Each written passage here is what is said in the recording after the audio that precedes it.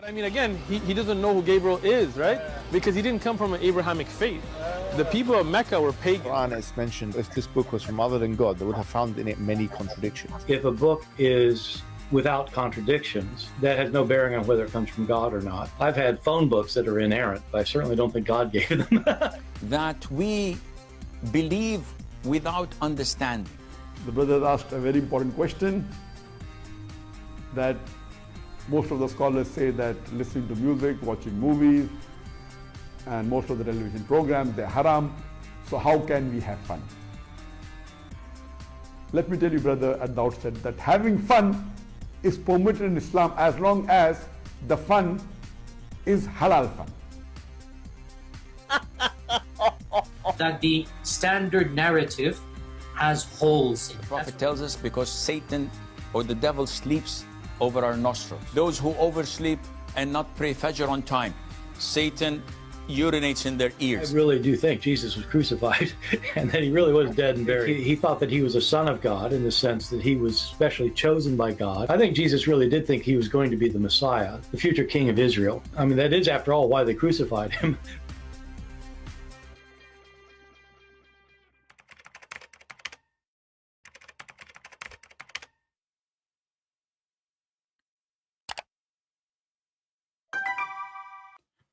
Hello everyone, and peace of Christ all of you. I hope my voice came in good and clear. Please invite your friends, and if you are a Muhammadan, please invite your God, so he need to help you, because as you see, no Muslim can answer us and no prophet can defend you. He's dead. What we can say, we are the Christians, we are the one who follow the living God. His name is Jesus, he is the Messiah, he is the Savior, and you got nobody. Even you, Muhammadan, are waiting for the Messiah. I feel sad for you. You are not even waiting for Muhammad. Today our topic is about the ancient God Allah. You know, through history, there is many, they use God or religion to control people, to control the crowd. Kings, priests, bishops, whatever you name them. Christians, non-Christians, doesn't matter. Religion is always used as a tool in order to control. When God, he did not create a religion, and he don't want us to follow a religion. God, he wanted us to follow him. Not to follow a bishop, not to follow a man, not to be deceived, not to be controlled. Muhammad, even though he is mentally ill, but he got a very simple idea. If I say God said, who is going to discuss with me? If I say I said, they would discuss with me. So he said to himself, okay, I will say to them, obey the prophet in order to obey me. And then even if I say something stupid, nobody will dare to question. My Skype is open. If there is any Muhammadan would like to join us, feel free. Muhammad is a very famous person with his stupidity. I mean, this guy, he keep giving. He never give up being stupid. There is something the Muslims, they keep saying to us, that in Islam there is something called abrogated verses. If you ask them, what do you mean? Actually, one of you sent me an email. A Muslim said to a lady, oh, you know, the Bible is outdated, and Allah, he updated the books like software, you know. So he gave a book to Abraham, he gave a book to Moses, he gave a book to Isa, and then Allah, you know, he abrogated, you know. And here, this is remind me of how the stupid idea of abrogation, because you have to update. When we go to the Quran, we find nothing is updated. In fact, it's going backward. And not only that, they start kissing stones and worshipping stones and going around the stones and bowing in front of the stones. So instead of, when somebody says to you, update, what does that mean exactly? You know, the idea of updating, it can be like, okay, you know what, in the time of Adam, the children of Adam, they married their sisters.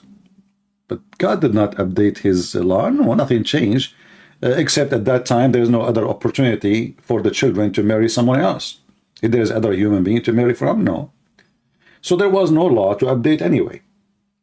So even in that case is not the scenario. But we have an idiot, his name is Muhammad. He says something in the morning, he changed it afternoon. Why? Because he is practicing driving. You know, like when a Middle Eastern like me, he get the car first time driving. Yeah, you know, we do not need to read the manual. We do not need to understand the signs in the highway. The first 3, 4, 5 people we kill in the highway, we would learn after that. You know, that's how we do it. When a Middle Eastern, my people, they buy a table, they never read the manual. After they put it together, they find like there is 50 screws extra. Like, why we have 50 screws extra? Because they have their own manual. Muhammad is a person, not only he have 50 screws extra, he himself is a screw. And I challenge any Muhammadan to say I am wrong. And I challenge any Muhammadan to say to us that they are not worshipping the moon god. You know, if you remember, there's a famous person, he's supposedly Christian. His name is James White. I don't know what the last name mean. I mean, like James White, James. Like when I was learning English in, you know, like Mr. Brown. Why his name is Brown, which is weird. Mr. White. Oh, okay. Mr. Blue. All right. So anyway, so Mr. James White, he is so smart. He said that Muslims don't worship the moon god. Why? Because the Quran says don't worship the moon. And I find this idiot, who he called himself a Christian. You know me, I don't take a side. I don't care if he called himself Christian or not, but he is a certified idiot. You know, there's a huge difference between worshipping the moon and worshipping the moon god. You see, the moon god is not worshipping the moon. You know, the people who worship the moon god, they did not call the moon Lah. They called the god of the moon Lah. And here you see how stupid idiot, he lost his hair, not because he's smart, but because he was using Clorox as shampoo, is teaching the Christians what the Muslim believe. Who of you here believe that the Muhammadan or people following the God of Abraham? Give me one. If you are a Muhammadan or a Christian, who he think or he been taught that the Muslim, they worship the same God of the Christians. Do we have any? I will give you some time because I know it takes some time for my voice to go to you. You see, the God of Abraham is an almighty God. And when we say almighty God, it's mean almighty God. I mean, almighty is mean almighty. You know what almighty mean? That's mean all the might belong to him. Here we have a God. He says, how I can have a son if I don't have a girlfriend? You know, it's not only stupid answer that Muhammad trying to be smart, supposedly speaking to the Jews and speaking to the Christians. And Muhammad, he went home and he opened his closet. How I can get them busted? How I can do, huh? So Allah, he prayed for Muhammad, but not to Muhammad, which will make a difference. Still Allah, he prayed. So here you will see Muhammad is trying to refute the Christian, saying to them, how? This is not my dog. It's how in English. He is the originator of the heaven and the earth, which is nobody can prove to us. I mean, the originator of the heaven and the earth. He think that women, they have a sperm coming from their ribs. He must be the originator of Mickey Mouse. So he is the originator of the heaven and the earth. How can he have a children when he has no wife? And here you see that literally we are speaking about a God have nothing to do with the God of Abraham. I mean, what the heck is that? You see, we can measure this with Abraham, starting with Abraham. How Abraham can have a son, even if he have a wife, because simply his wife, she is very old, is that correct? He cannot. But did that stop the God of Abraham from giving Abraham a son? Are we following? Is that a problem for God Almighty, the God of Abraham? So Abraham and his wife, it's impossible for them to have a son. It is impossible. All of us, we knew that there's a certain age when the women, she passed, that's it. You know, they don't make eggs. Very simple. And if there's no egg, you are wasting your time. So this woman, she is very old. The man is very old. You know, like I can live with the man because the man is still, he can, you know, depend in the man, you know. I remember my grandfather, he was 700 years old. Still, he was making babies. True story, by the way. We have no witnesses for it, but who care? You are in the Middle East. So the God of Abraham, he have no problem to do miracle. The God of Muhammad, la, he cannot have a son unless he have a girlfriend. And actually, the funny is the Muslim translation, they translated the word sahiba as wife, when in Arabic it says sahiba, which means girlfriend. I mean, even wife, he could not use it, sahiba. Allah don't like to be married. He want to have a sahiba. Ya sahibi. So here we notice that right away from the beginning, the God of Islam is a God of disability, with my respect to people who have a disability issue. But this is God. I mean, it's not, it's accepted for me, to you, any one of us to be sick, to get old, so we cannot move, we cannot do things. Me, I'm single man, I cannot have a kids without having a wife. That makes sense. But we are talking about God, so this God is giving us the excuse. I cannot give you a son. Hello, unless you give me a girlfriend. So I decided to sign Allah to a dating website. Maybe we can find him a girlfriend. And what make it even more stupid, that Allah, he said in different verse, Aka Muhammad, you know, when we say Allah is talking, that is Muhammad, you're right? So, Muhammad, Aka Allah, he said, if you would like to have a girlfriend, you know, to sleep with, we will take a partner from ourselves. Yeah. And that make it more hilarious. So listen to this. Allah is a Muslim, they believe in monotheistic God. He is not the moon god, brother, yet they have the crescent moon in the top of their mosque. Why the crescent moon there? Because it's beautiful, that's all. You know, we like it. So in chapter 21, verse number 17, and by the way, the Muslim, they make Quran, have chapters and verses trying to copy the Bible. Otherwise, those people do not know even how to make a book. This is why when Muhammad died, there's no book. What book? If we ask the Muslim, what is your Quran? They don't have one single copy, not even one single page. Don't ask me questions, please, out of my topic until we finish. I mean, why people like this? You go to the classroom, you put your hand up right away when I speak about Joe Biden. What Joe Biden have to do with my topic? Wait. What do you think about Maturidi Muslim? What is that? Maturidi? I don't know. I never heard of it. Is that a new brand? I'm sure you are saying the word wrong. So here, how have we intended to take a pastime, i.e. a wife or a son, etc.? I like it when the Muhammadan, they say, etc. What does that mean? A car? A cousin? A zucchini? I mean, how in the world that work for you? Etc. I mean, there's more. First time I start learning English, you know, I learned the word etc. You know. So my mom, she said to me, "What time you want to come back home?" I say 6, 7, 8, 9, etc. What the heck is that? So what time you will back home? 6, 7, 8, 9, etc. So when the Muslim, they say to you, etc., we are talking about taking a partner. What do you mean, etc.?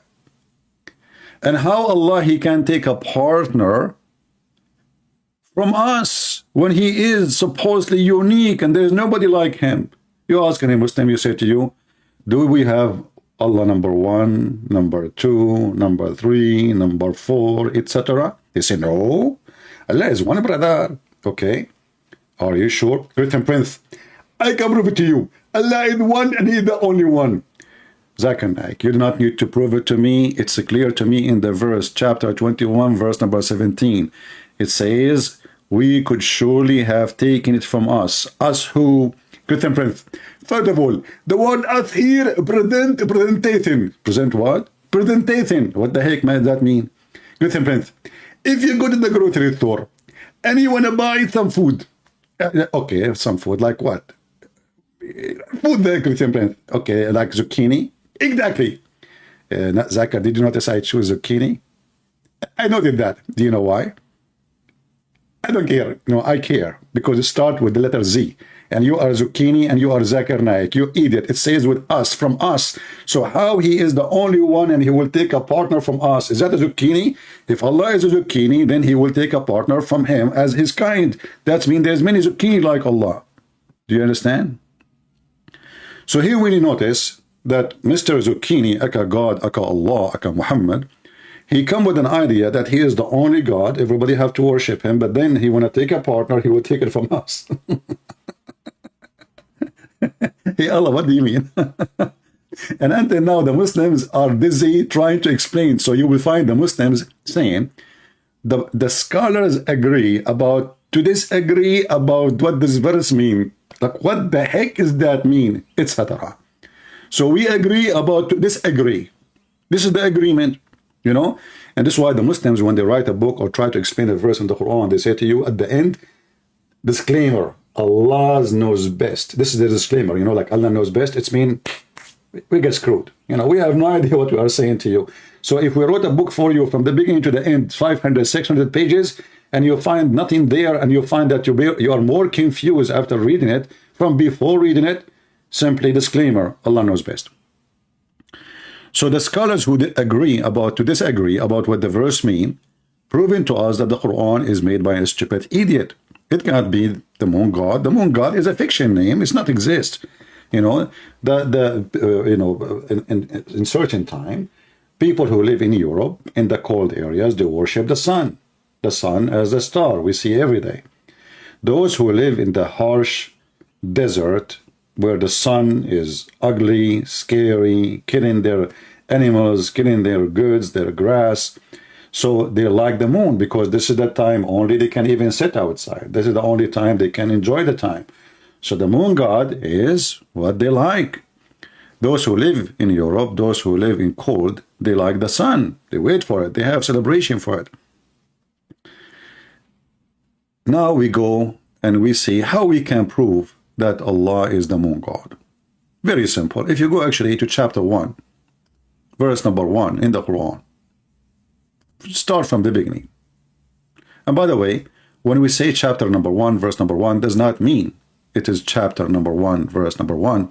The Muslim, they claim that they preserve the Quran of Allah. You ask them, is that the first chapter Muhammad received from his God Allah? They say no. So why this one is here? They say to you, the caliphate, he decided to put it here. That's a corruption. Even the Quran says that the one who changed the words from its location is doing corruption. So just moving things, right? Okay. Focus with me in the chat, please, people who they are here. Our chat is not for your chat. Our chat here for the topic. So if you are going to speak about different topic, I will send you free shipping and handling to the moon god Allah with no regret. Okay? So if you read with me here, it says, Bismillahir Rahmanir Rahim. Let us zoom in case you are not young like me. Next year I'm going to be 21. And maybe you have a short vision, so I'm going to zoom in for you. If you are young like me, it's okay, don't worry about it. You know, we sacrifice some time for those who have a bad vision.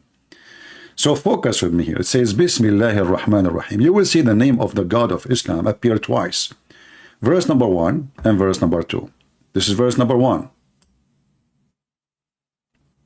And this is verse number 2. But they look different. Anyone notice the difference? There's a good difference between them. The first letter is not there. Do you see it?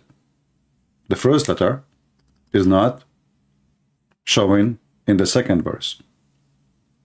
There's like a stick. In Arabic, this is alif, which is coming from the Aramaic.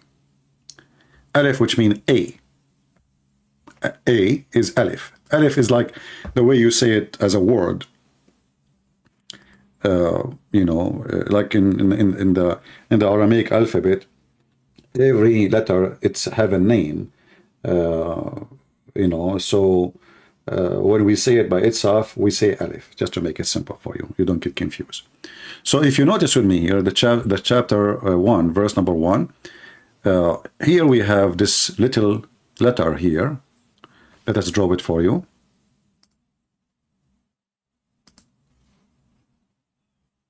You see it? Actually, let me change the color. Give me a second. So here we have this letter, which is not showing in the second verse. Let us highlight the second verse. This is the word Allah. You see it? The reason for that, you can take letters out of any name if they are not part of the name. As simple as that, And I think this goes for all languages in the world, maybe. So like there is letters we add. As an example, in English you say, the tree. The tree mean a specific tree. AL in Arabic present the, which is the same as the tree. But in fact, this is not about the Arabic, this is an ancient name. The ancient name itself, it was two words. AL, which is God, and La is the name of the God. So if you read the first name here, you will see it says Al-Lah. Al-Lah. Let us type it in the screen. Al-Lah.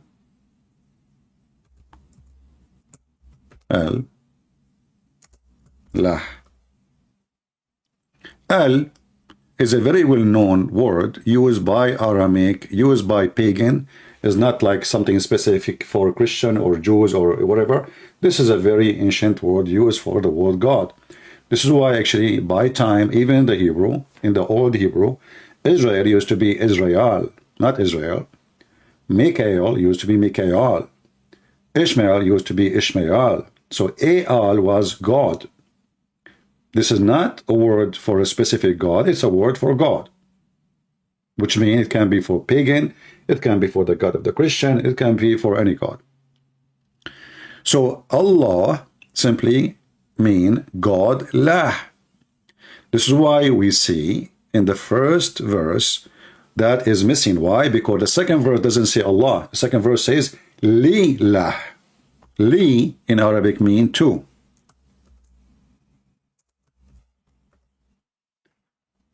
Li lah. So verse number 2 saying Alhamdulillahi Rabbil Alameen. Alhamdulillah.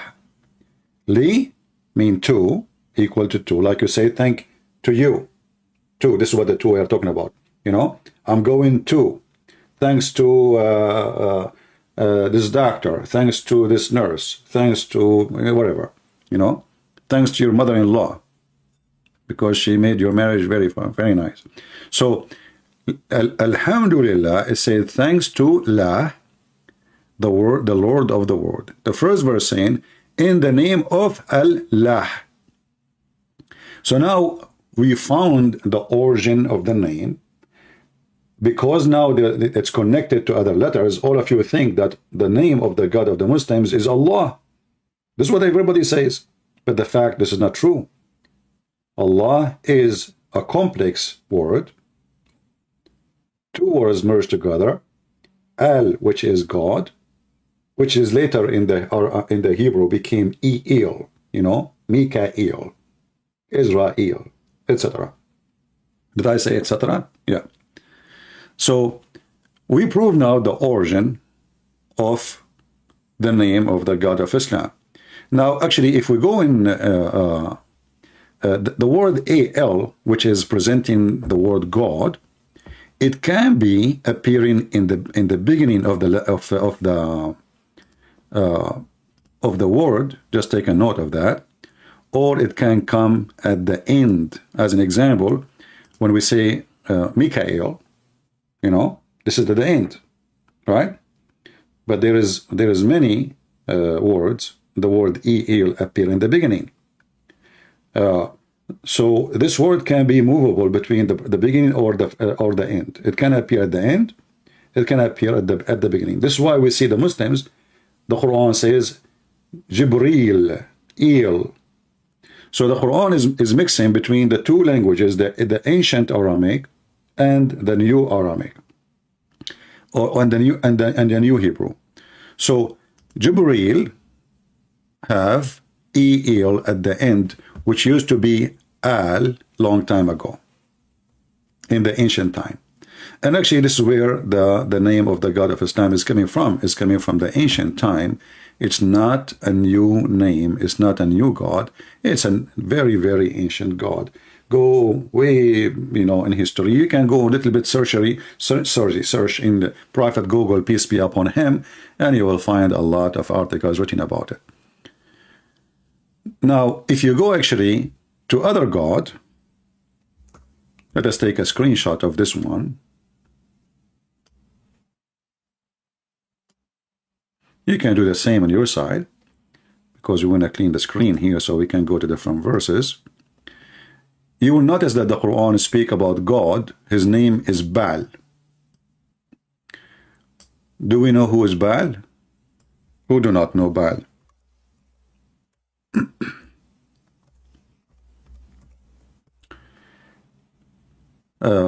Let us introduce Mr. Baal for you. There was always competition between gods in the old days. Those people who worship nature and they're afraid of the nature, they have gods for the nature, seen around them. So in chapter 37, verse number 125, it says, Allah supposedly talking, Akalah. And here you will see, by the way, the Muslim, they lie in the translation. You see the bracket? This does not exist in the Quran. So, will you call upon Baal and forsake the best of the creators? You notice that the word Baal end with A-L at the end. There's Baal, Baal, Baal, A-L. That is God. So Ba is the God, El is the word God. The name and the God merged together. The word God and the name merged together.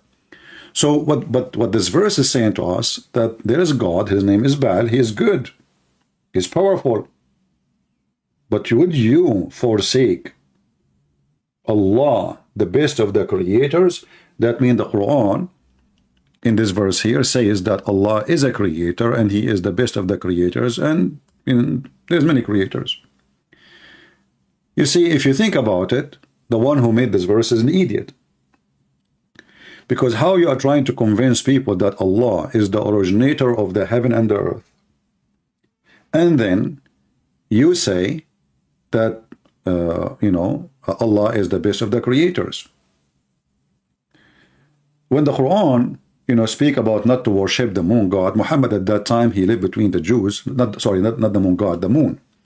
He already lived between the Jews. And in the Old Testament, we have many statements, many verses against that. As an example, in the book Deuteronomy, chapter 17, verse number 3, 4, etc. Or chapter 4, verse 19.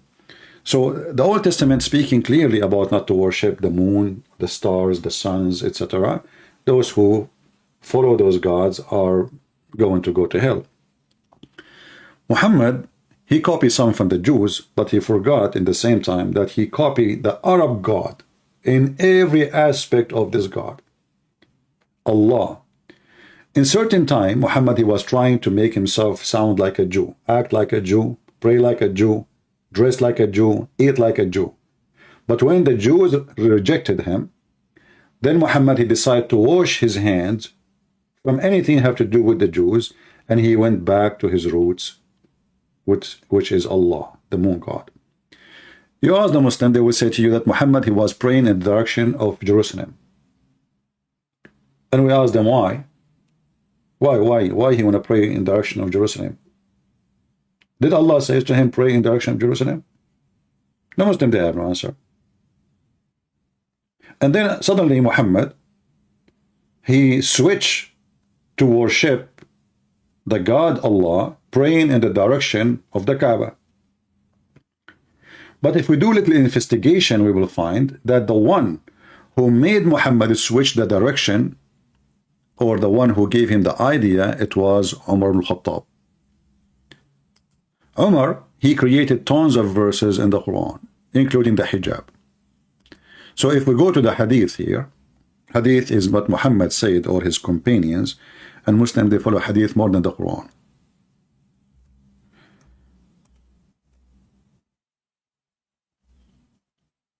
Umar, he says, I agreed with my Lord, and my Lord agreed with me in 3. Actually, they are more than 10. Some they say even 20. What Allah he agreed with him upon? The location, the maqam of Ibrahim, the station of Abraham. So Muhammad, he claimed that Abraham is the one who built the Kaaba, which is very funny and very stupid to say. However, we know that this is the moon god Kaaba, and it have the moon god rocks from the temple of Al-Makkah, which is located in Yemen. But here you notice that not only Muhammad is a prophet, receive inspiration from Allah, we have another prophet in Islam, his name is Umar ibn Khattab. If you read with me here, it says, my Lord agreed with me in 3 things. I said, O Allah, apostle, I wish you took a station of Abraham as our praying place. And then you see the rest about wearing the hijab, because he was looking at the ass of his wife, the wife of Muhammad, Sauda. So Umar al-Khattab, he told him, order your wife to be covered. And you will notice later, the verses which Umar, he said, Allah, he revealed them as I had said. As I had said, exactly. You know? So whatever Umar, he said, suddenly it became Quran. And obviously Umar, he knew that Muhammad is a fraud. I mean, have you ever heard of a God? He take what a man say as it is, and he put it in the Quran? As it is? And the funny is, the Muslim, they say, nobody can make Quran like Allah. Nobody can make Quran like Allah. And then we find that Allah is copying Quran from Umar ibn Khattab. And he is copying the main essence of Islam. You see it?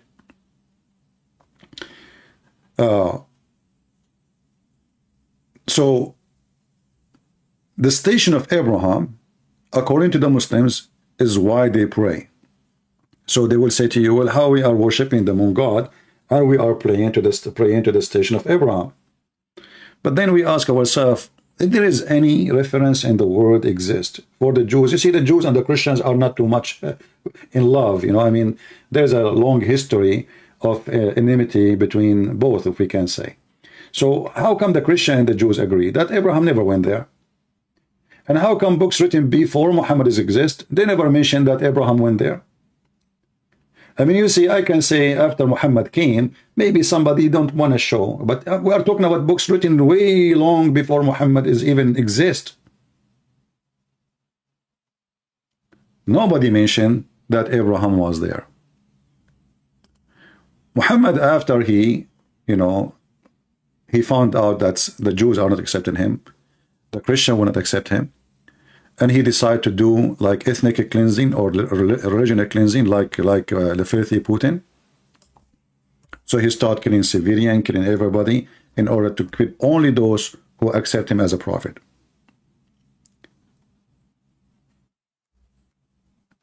If you remember, he said, if I become victorious, I will not let anyone live except, especially the Christian and the Jews. I'm going to kill them all. I will expel them or kill them. So if I am victorious, I will not allow anyone is a Christian or a Jew to live in the Arabian Peninsula except Muslims. And this is why I find that Putin, he is too much in love with Muhammad, and he like to be a criminal like him. You know, this is why he's trying to kill as many as he can from civilian.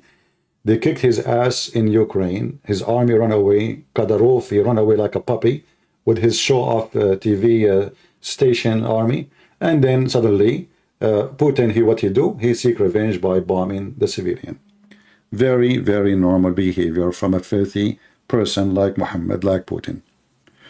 Going back to our topic, Muhammad, who worshipped the moon god, as you see, the Christians and the Jews rejected him. Actually, Muhammad, he said, if only 10 Jews, only 10 accepted me as a prophet, the whole Jews will accept me.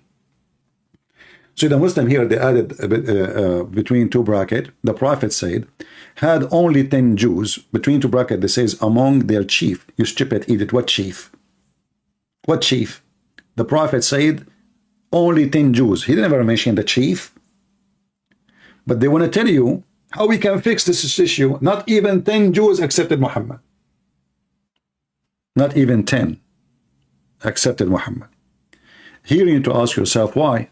The answer is very simple. Muhammad is a pagan man. He's worshipping the moon god, and he failed in every aspect of what he claimed to be a prophet. If you go in the Quran, you will see people, they keep saying to him, how come you don't have just one sign?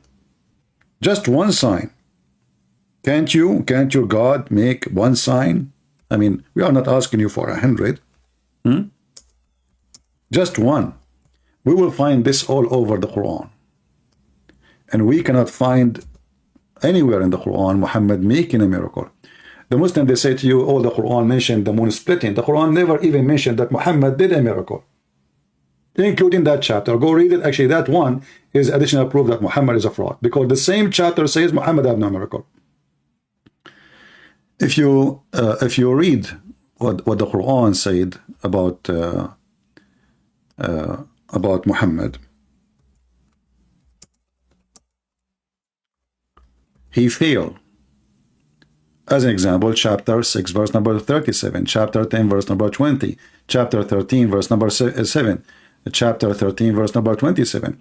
All what they are saying, you know what? Just a sign. Just a sign, like one sign. This man, he claimed that he is sent by God. Can't he give us a sign? One miracle? Look what the answer was. And the disbeliever says, why not a sign sent down to him from his Lord? Allah said to Muhammad, you are only a warner. Did you see it? So a warner, he should not have a sign.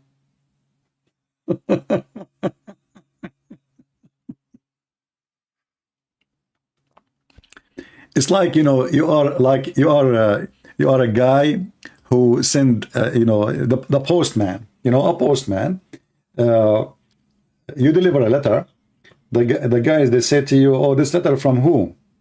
You say, I don't know, I'm just a warner. This is a letter coming to you, you know? But this is not what the Quran is saying. The Quran is saying that Allah put conditions, that nobody should accept a messenger unless he make a sacrifice and give it to God, and God accept it. If you go here,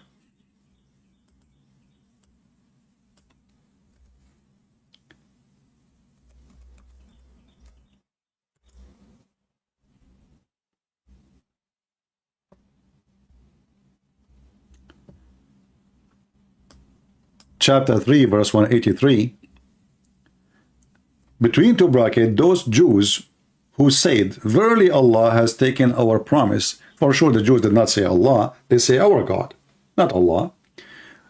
Surely Allah, verily Allah has God has taken our promise not to believe in any messenger unless he bring us an offering, which is the fire will come from heaven and shall devour. Say, now Allah is answering them supposedly, Verily there come to you messengers before me with the clear signs, and even with what you speak of, why you didn't kill them if you are truthful. Here you see Muhammad is getting screwed. What is the answer why he don't have a sign? Well, before me there is many messengers, they come to you as you are asking, but this is not what they are asking. The stupid Muhammad, he forgot that he just confirmed that Allah, he made a condition. Read carefully, it says, the Jews said, verily Allah has taken our promise not to believe. Muhammad the idiot, he did not say, oh, Allah did not ask you for that. He confirmed it.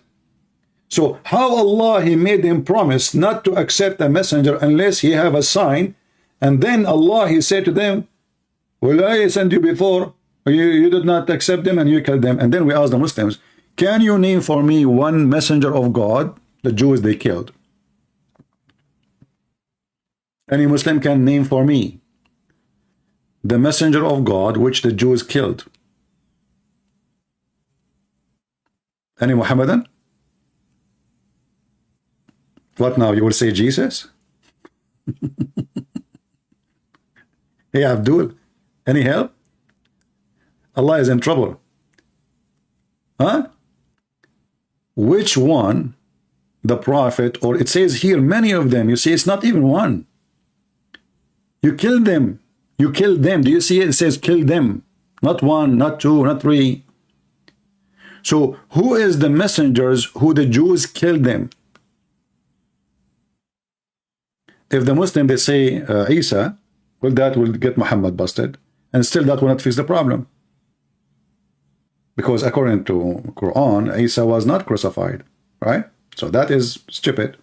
Secondly, even if it say yes, it says them. Who? Like who? Name them. You know, this God in the Quran, he have time to speak about the ant speaking to the other ants. She told them to hide because Solomon is coming. He will crush you, but he don't have time to tell us such an important event. The Jews killed many prophets.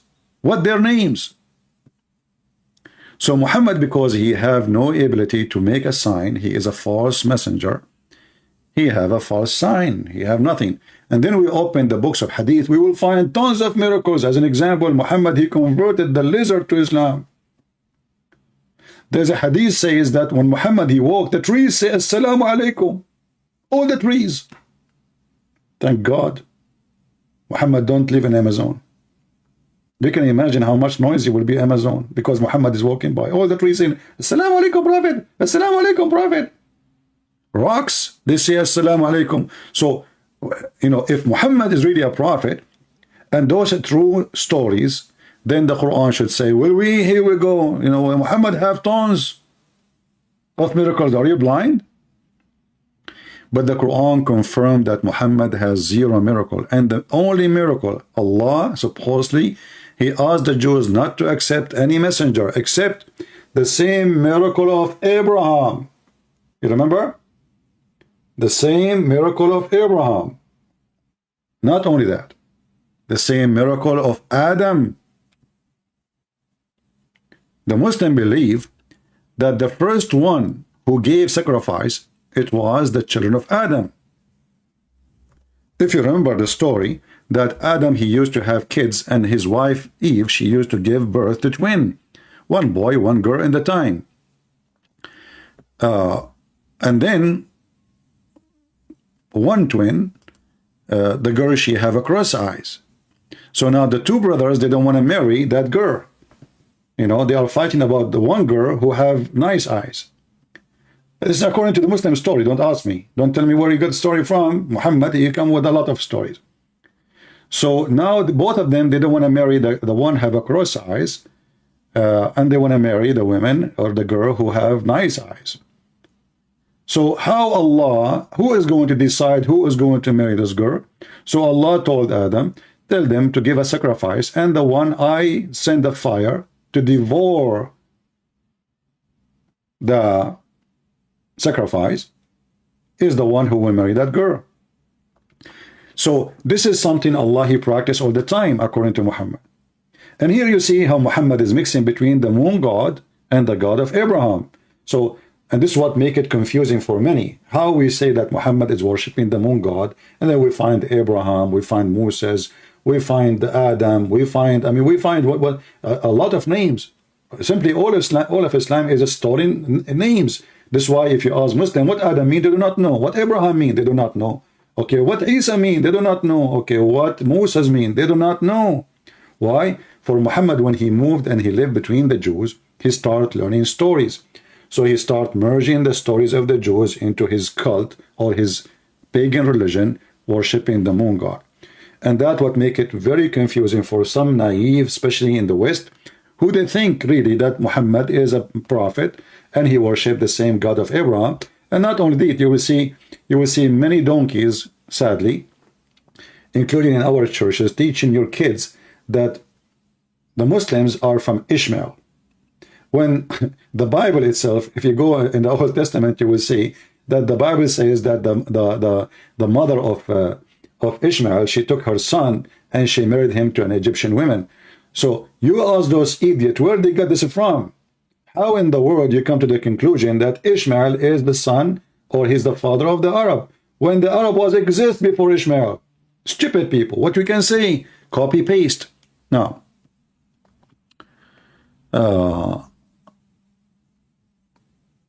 okay, we continue. So here we see, do we have any Muslim would like to talk to us?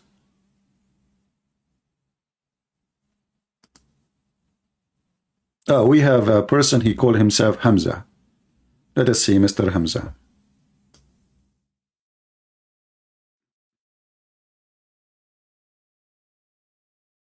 Give me a second.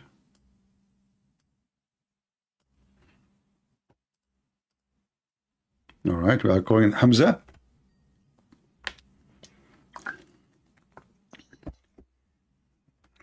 I know he is a kid. This is why his microphone is muted. It is a Muslim. He is spitting. They cannot debate me. Nobody heard you, by the way. You know, I know that Muslims, they are not the quality who they can call and speak nicely. He is spitting. You know, are you spitting in the Quran? What we will do now? Your spit is more clean than the Quran. So now we have to wash your spit, give it back to you. Okay? You made your spit dirty. What I can say now?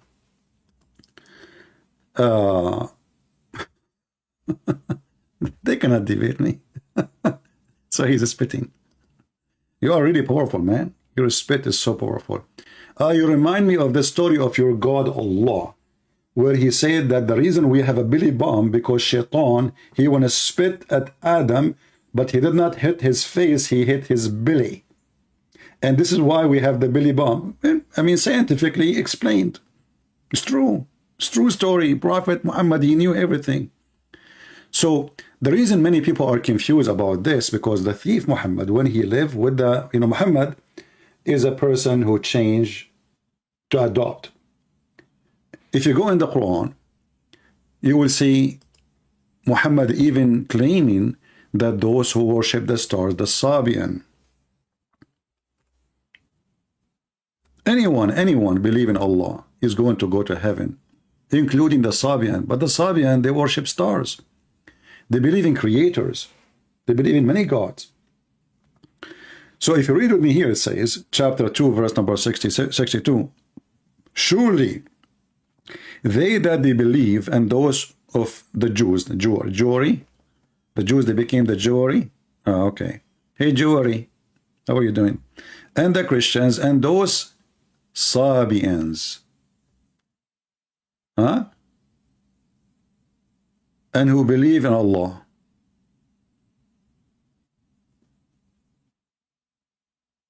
Do you notice with me how Muhammad here? Muhammad is like when a American politician is going for election. He is trying to get as many votes as he can. So Hindu is okay, Christians is okay, Buddha is okay, homosexual is okay, atheist is okay, all of you are going to be saved, no problem, just believe in me. So now Muhammad here, he added the Sabians, which everyone knows that those people, they really truly people who believe in Allah, not the Christians. The Sabian, they believe in gods in ranks. If you remember, there's a book, it's called Kanza Rabba. Kanza Rabba, let me see if we can open it for you.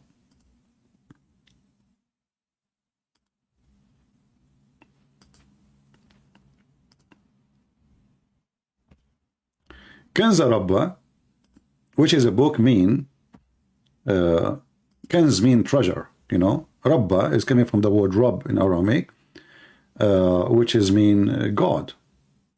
So the treasure of God. Let us see if we, I don't know, because I formatted my computer not long ago, so I don't know if I still have it. Kanza Rabba, maybe I don't.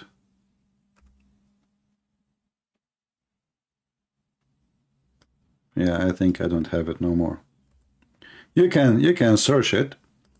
Let me see here. Maybe we can open it online.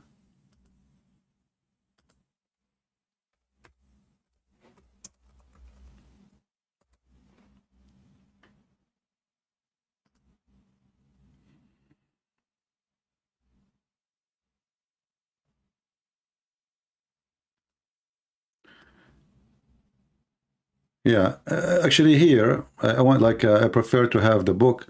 I need to find it. Let me see if I can find it in my computer. Maybe it is here, there, somewhere.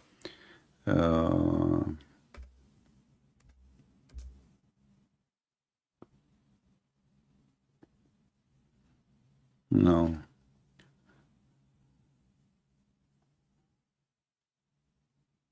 Yeah, I cannot find it really.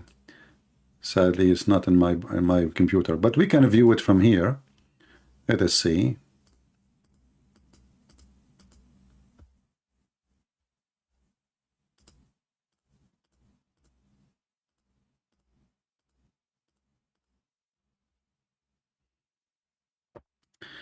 This is the book. It's called Kanza Rabba, the book of the Sabian. And if you go actually check out what the Sabian they believe and what they practice, you will find Muhammad, he copied a lot of things from them. Actually, the Sabian, they believe that the God of the Jews, Adonai, is the devil. Why? Anyone knows why? What is the reason why the Sabian, they hate the God of the Jews? Adonai is the God of the Jews, who is the devil. Why? Because he is the one who killed and destroyed the army of the Pharaoh. The Pharaoh himself, the Sabian believed the Pharaoh himself was a Sabian. Sabian, they used to be one of the major religions in the Middle East. Very popular.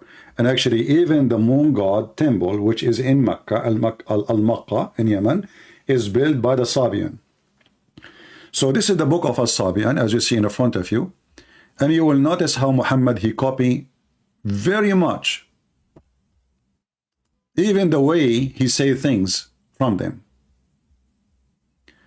You know, Kanza Rabba, هو الحي العظيم البصير القدير العليم العزيز الحكيم وهو الأزلي القديم الغريب عن أكوان النور. So you will notice, anyone who speak Arabic, you will notice right away that it's the same way of speaking, and Muhammad even copying exactly same words.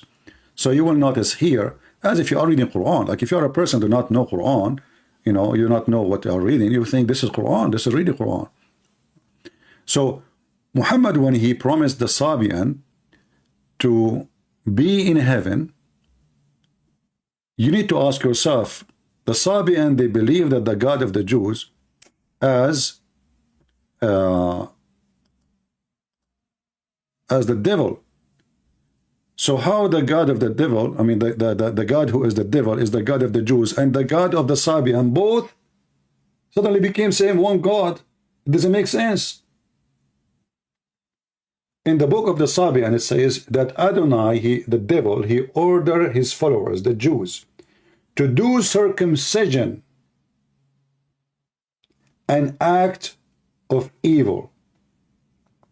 So for the Sabian, circumcision is an act of an evil coming from the God Adonai, who is the devil according to them. And then Muhammad, he copied that devil teaching from the Jews, which is supposedly the circumcision. Now, for sure, Muhammad, he have his own stories, that as an example, that when Abraham, he did circumcise himself, he did it himself by using an adze, which is very normal. I'm assuming at that time, excuse my language, that Abraham, his private part was very long, and there's no way Abraham will miss.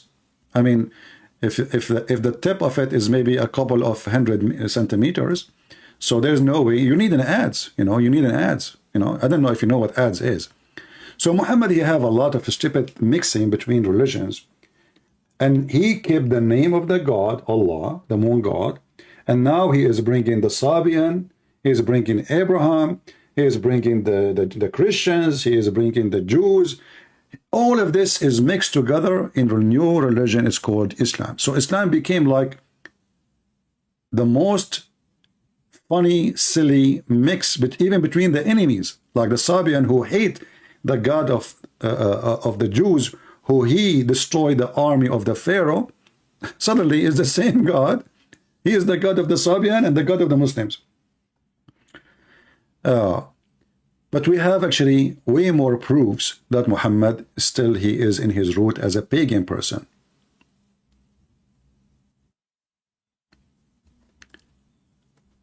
If you go in the Quran, actually, let us go to the Hadith.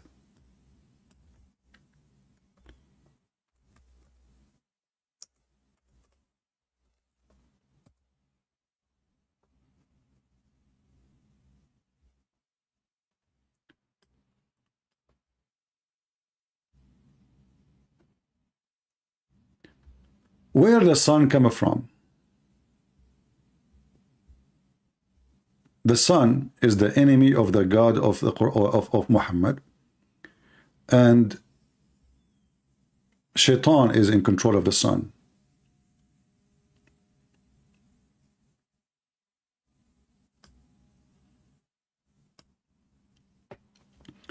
Muhammad, he claimed that if a Muslim, he woke up and already the sun is between the two horns of Shaitan, which means already appearing, he should not pray no more. If we ask the Muslims, why? No Muslim can answer.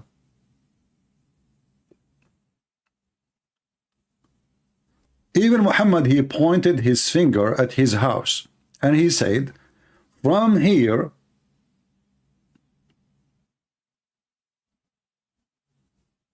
the horn of Shaitan, the sun, is going to come.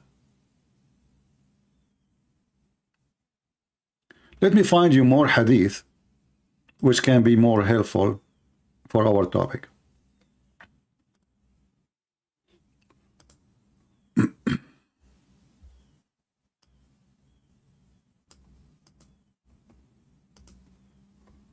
Let us see.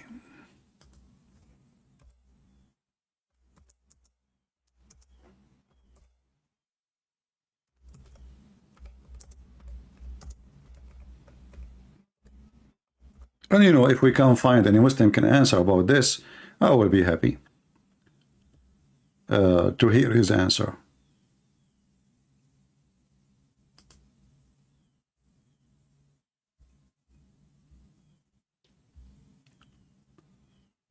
Let us see.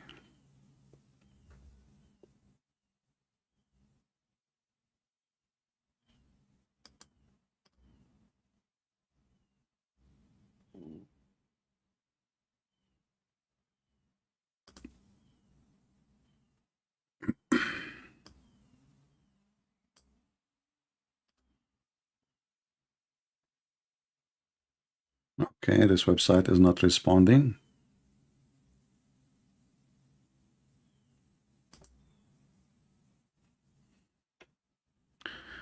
Let us see this one here.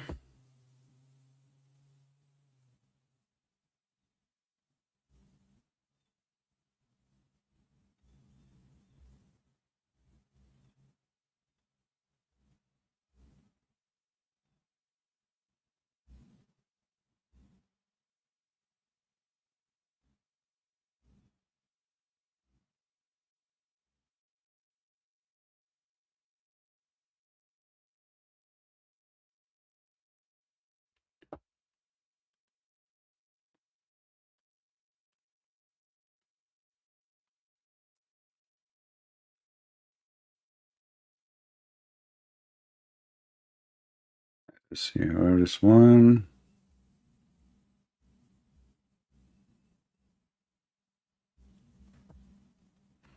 Let us see this one. That will help. And here you see Muhammad. He is mixing between his old previous belief and what he learned from the Jews, and but from time to time he have to go back to his roots. He reported that Allah Messenger saying, "This is how hypocrite prays. He sit watching the sun when it become yellow, and between the horn of the devil, he raises and he pray for, like he pray 4 times." All right. So if we ask the Muslims where the sun is rising from, why the sun is rising from between the 2 horns of the devil, what does that exactly mean? Any Muslim can answer? As we know, there is a competition between the god of the moon and the god of the sun. The god of the sun is the enemy, is the sun which the Arab they hate.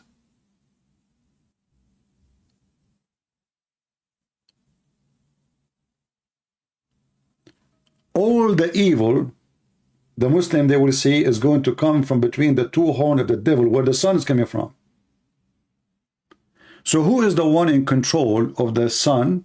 Is the enemy god, the sun god. Who is the one in control of the good, or the good god? The one who controls the moon. This is why you will see Muhammad never speak negative, and he never said that from the moon the devil will come. If you read with me here, this hadith, according to Muhammad, the sun rises from between the horn of Shaitan and set between the horn of Shaitan. It says here, the sun set and rise between the 2 horns of Shaitan, and this is repeated many times.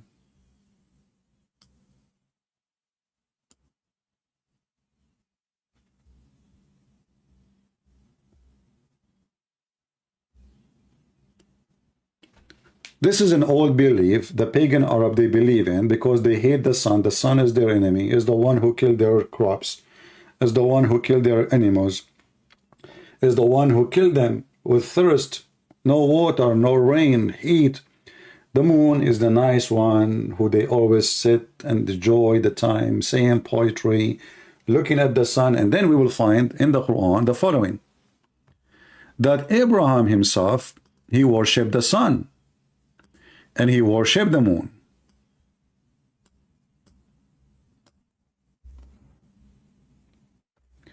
And the sun was called Akbar.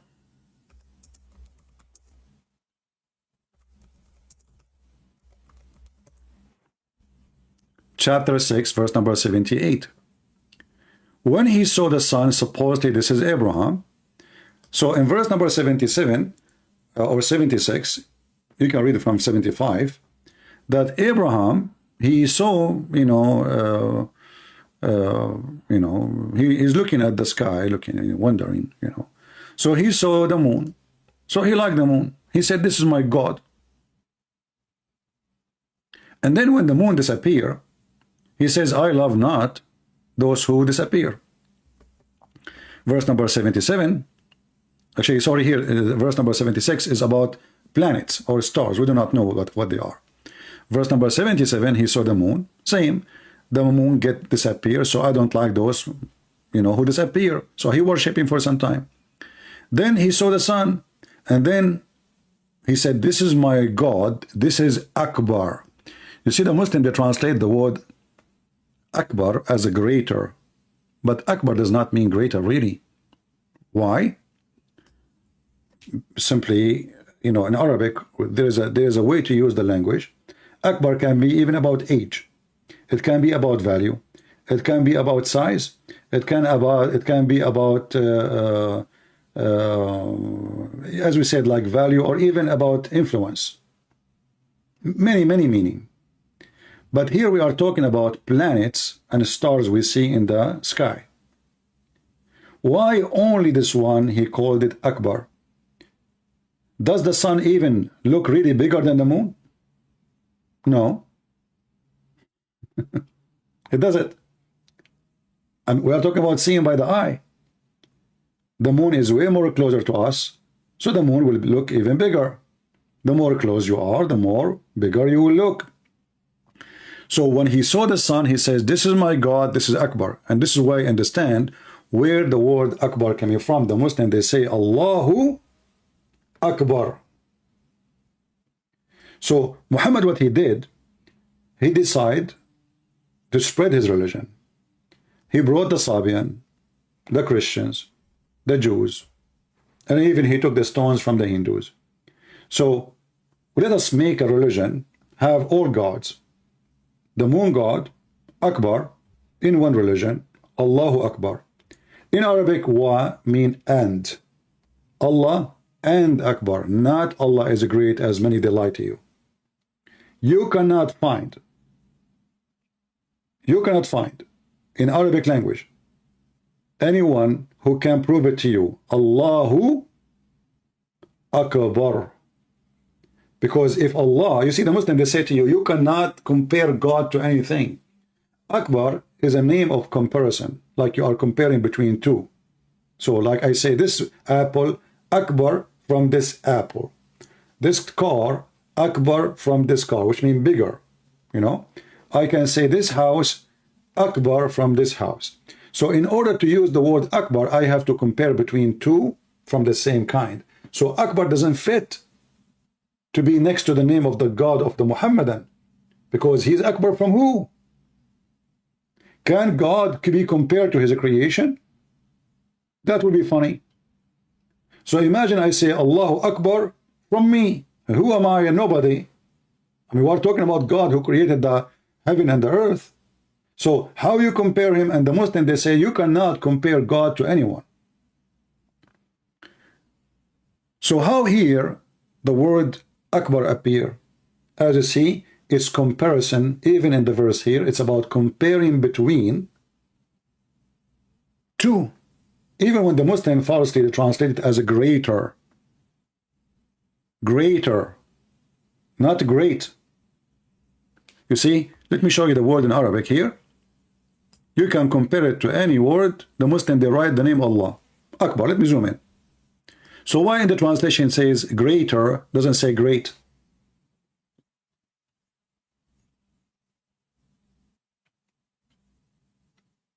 You will see even some naive Christians who make videos even against Islam because they learn Islam from Muslims or from Muslim books written by translated, so they don't know Arabic. So they say, oh, Allahu Akbar mean God is great. But Akbar does not mean great. If we will use it as a great, mean a greater, then the sentence is missing. You have to continue. Greater than what? You know, if I say this guy is bigger than what? Then who? You're going to just say bigger and stop. But because it was meant to be a name, Akbar is the name of the God, which is the sun God. And this is why you see only when Abraham, according to Muhammad, only when he saw the sun, he used the word Akbar. He said, this is Hada Akbar. Hada means this is Akbar. He is giving him a name. Or he's giving the sun a name. This is Akbar. And then suddenly, when the sun disappeared, Muhammad don't want to follow, as Abraham, he don't want to follow the sun. Why? Because it disappeared. And here you see how silly this story is. Look like Abraham, all his life, he never saw that the sun disappear and appear, the sun appear, disappear. And now he discovered it. Because look, why he decided not to worship the stars and the planets? Because they disappear. They appear in night time, disappear in the daytime. Okay, wonderful. Then he moved to worship the moon. Okay, why he stopped worshiping the moon? Because it appear at night, disappear at the day. Okay. Now he moved to worship the sun. All right. Why? He stopped worshiping the sun because the sun appeared in the day, disappeared at night. The reason in front of you. He says, but when it's set, he said, oh my people, surely I am quit of this associate. Why? Because it's set. And here you ask yourself, is it possible that Abraham, a growing man, he never noticed that all of them are the same, they set, they appear, disappear, appear, disappear? Maybe Abraham was inside the box, he never saw the sun setting before. He never saw the day and the night before. So the whole story is a stupid story. But the important for us that Abraham, he says, I am Hanif. And the Muslim, they copy that word because they do not understand what the word Hanif mean. Hanif mean pagan. Every Muslim, he says, I am Hanif. Ask them. Why? Because the Quran says that Abraham said, I am Hanif. What Hanif mean? They don't know. This is Aramaic word.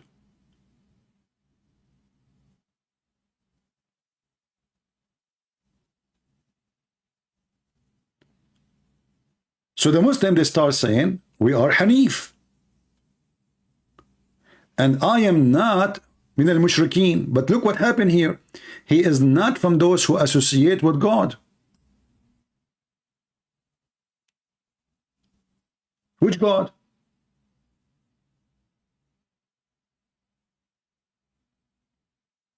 The guy a second ago was worshiping the sun. Did he find a new God now?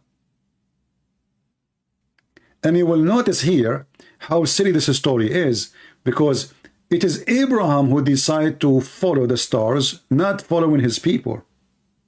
He decided. He saw the moon rising. He said, this is my Lord. You see, it's not his dad said to him, we worship the moon. Let us worship the moon. No. It's not his people. They saw the stars. According to Muhammad, it was the decision of Abraham. And then his people, they debate with him. He says, I turn my face to him who originated the heaven and the earth. Okay, who? Until now we do not know. And then his people dispute with him, and he said, do you dispute with me concerning God? Translation is false. In Arabic it says, concerning Allah.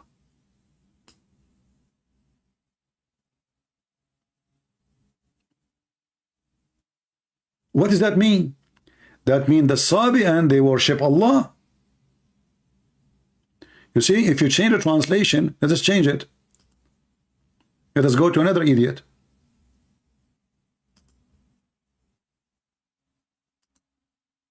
Do you see it? Are you arguing with me about Allah? Okay, if you go a little bit more, the verse after it says, you are associating with him. That's mean the pagans, the Sabian, the people of Abraham, they worship Allah too. And this is where Allah is coming from. Do you see it? So what the Quran confirmed, that Allah is coming from the people of Abraham.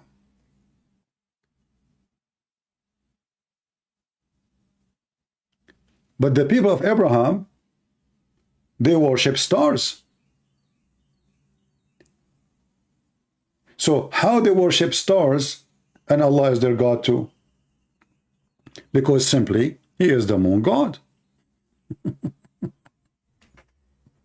He is one of them. He is one of those gods who they are located in heaven, controlling planets, stars, everything. Everyone in charge of something. Actually, if you go in the Quran, you will find something very funny and very weird.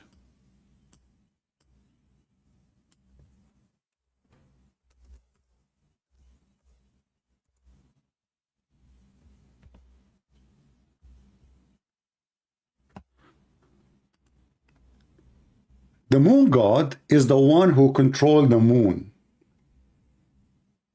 Why is called the moon god? Because he is in charge of the moon. The moon, his favorite planet, his symbolic. Like, you know, every nation in a country, they have a symbolic. Some of them, they have a dove because they have too many doves. Some of them, they have a flower because they have too many of this flower. So it became symbolic for them.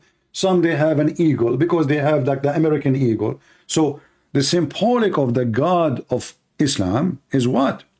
Is the moon. And the moon, we have measured for it mentions.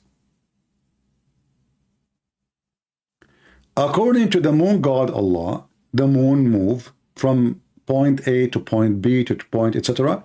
He have 12 houses. We have Mansoor. Mansoor is saying something to us. Let us see what Mansoor is saying. How are you doing, Mansoor? Why you don't call me Mansoor? Guys, why Mansoor don't call me, honestly? Anybody can tell me why? Call me Mansoor. I will be happy to hear you. Look, Mansoor saying to us, why you don't take tafsir?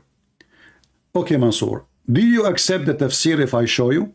Do you promise me if I show you tafsir right now in the screen? Do you swear by Allah that you will accept whatever tafsir says? Or you will say no?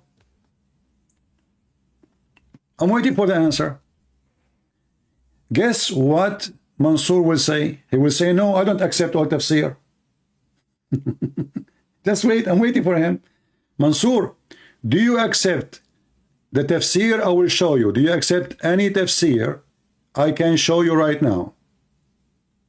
Do you accept or not? Do you swear by Allah that you will accept any tafsir?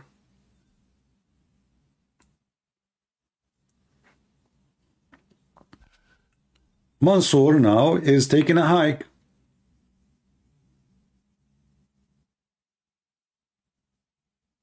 So if I show him Ibn Kathir explain how Allah make the women have a sperm coming from her ribs, he will say Ibn Kathir, he's a human.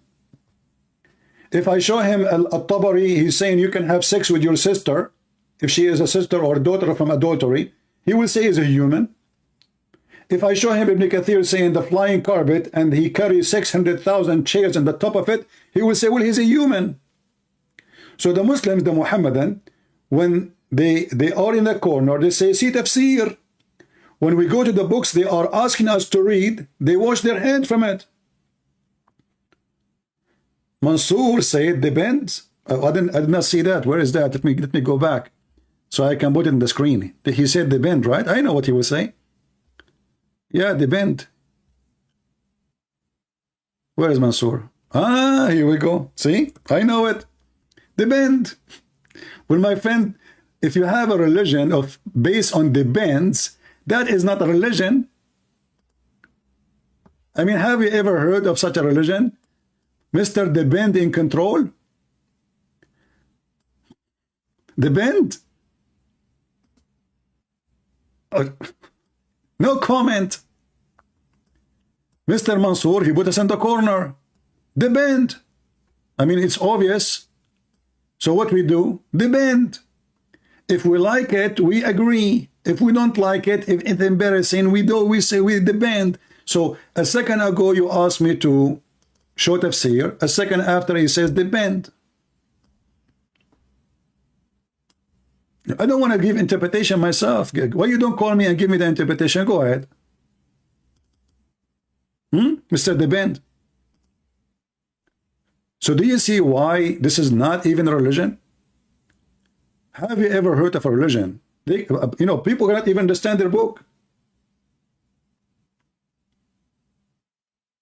Do you accept all Bible interpretation yourself? First of all, my friend, if the Bible need interpretation and we cannot understand the Bible without interpretation, that's mean we do not understand the Bible, and that's mean God, he failed. Interpretation is made for those who have low knowledge, not those who have knowledge. So somebody, he don't have time to study, he never been in school, so he read, he don't understand, he don't know the background, he don't know the history. This is why interpretations exist. But you Muslims cannot understand a word, even the simple one. And when we show you the interpretation, which is supposedly made by your scholars, you say, we don't accept them.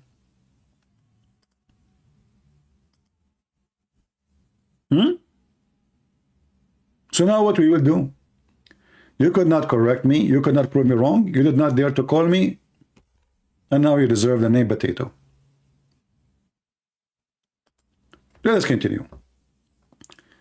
So here you will see that the God of Abraham, the Muslim Abraham, which by the way his name is wrong.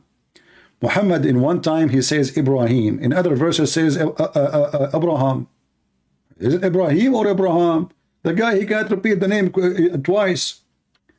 So in the moon we have measured, for it mentioned. What mentions?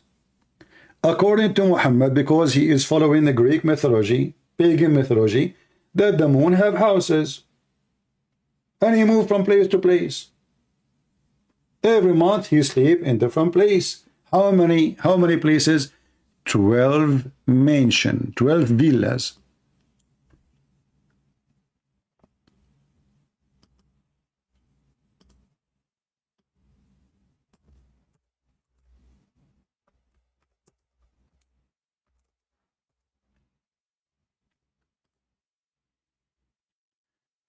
Not only that, do you see when the Muslim they say to you that in the translation it says verily the number of months with Allah is 12 months?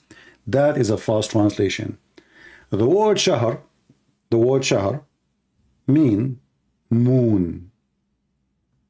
Moon. It's not month. In the language today, in Arabic language today, is used as the word month. This is true. Why? Because now we are not really, even the Muslim, they don't follow the moon no more. They are using the Christian calendar. So there's no moon. So they use the same word in Arabic to describe a month. But in fact, it is moon. So the God of Islam, he have different description for his moon. He claimed that the moon is 12 moons. Not one. In the previous verse, Allah, he made it mentions for the moon. But which moon? There's 12 of them. So when you read here with me, it says, verily the number of months with Allah is 12 moons, not 12 months. You can go right now, open any Hebrew dictionary and search for the word shahr. Shahr mean moon. Shahr in Aramaic, in Arabic, in as I said, in Arabic today it's used as a word month, but shahr mean moon. How we can prove it? We can prove it from the Quran. If we go in the Quran here as an example, and the Muslim, by the way, they say, oh, the one who made the crescent moon, this is not from Islam. It is in the Quran.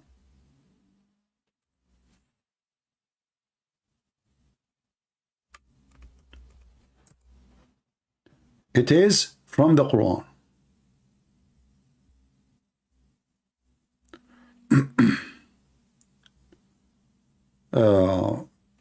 Let's see where we will go.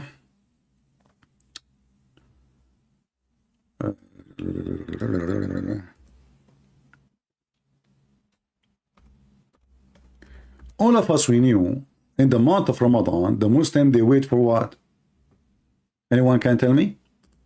What the Muslim wait for? They wait for the moon. Which moon?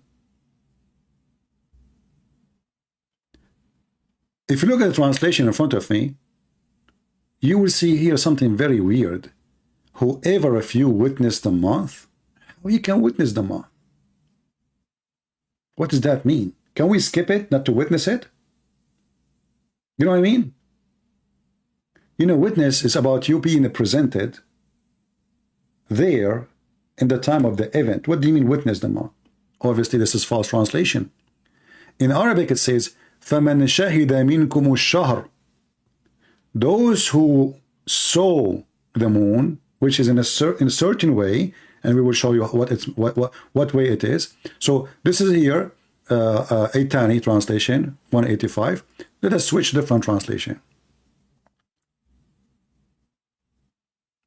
Let us see Hilali.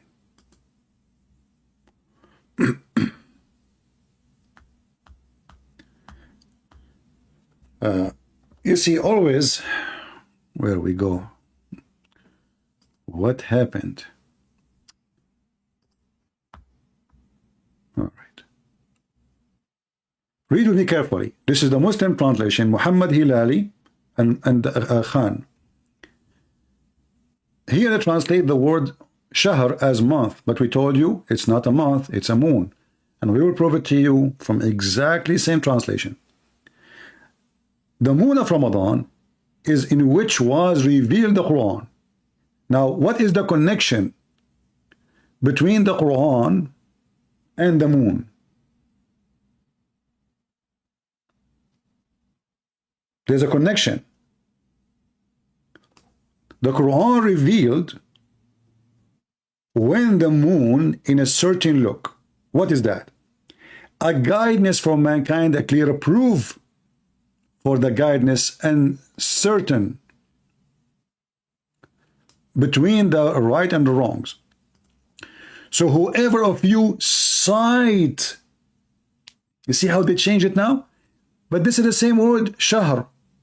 In the previous translation says, whoever of you sight or witness the month. You remember? Here it says, whoever of you sight between the two brackets, the crescent moon, the first night. Do you see it? So Islam is based on what? There's a God.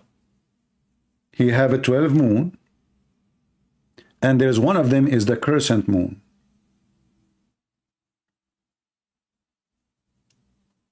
And this crescent moon is the sign of Allah. Whoever of you witness by sighting, you have to sight it by eyes, the first crescent moon, that is the moon of Ramadan, not the month of Ramadan.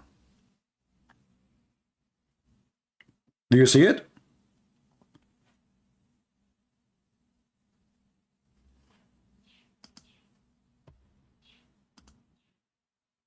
Guys, do you understand what I'm saying?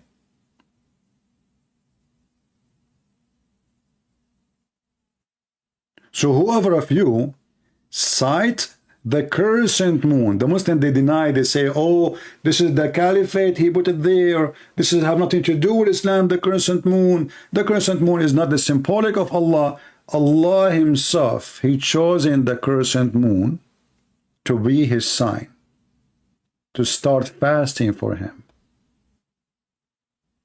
It's in the front of you.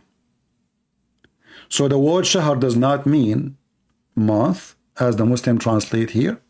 And here you see the hypocrisy. Why they translate the word shahr here as month, and then he translated as crescent moon? Because both words is the same word. Look, this is the word shahr here, and this is the word shahr here. So how you translate the word once as month and once as moon, specifically crescent moon? Let us move it here, hold on.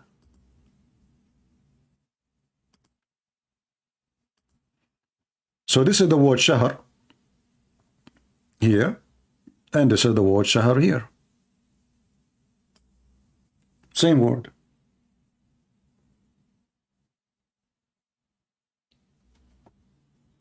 In the same translation, the first word shahr translated as month, the second word shahr translated as crescent moon. For it is the crescent moon.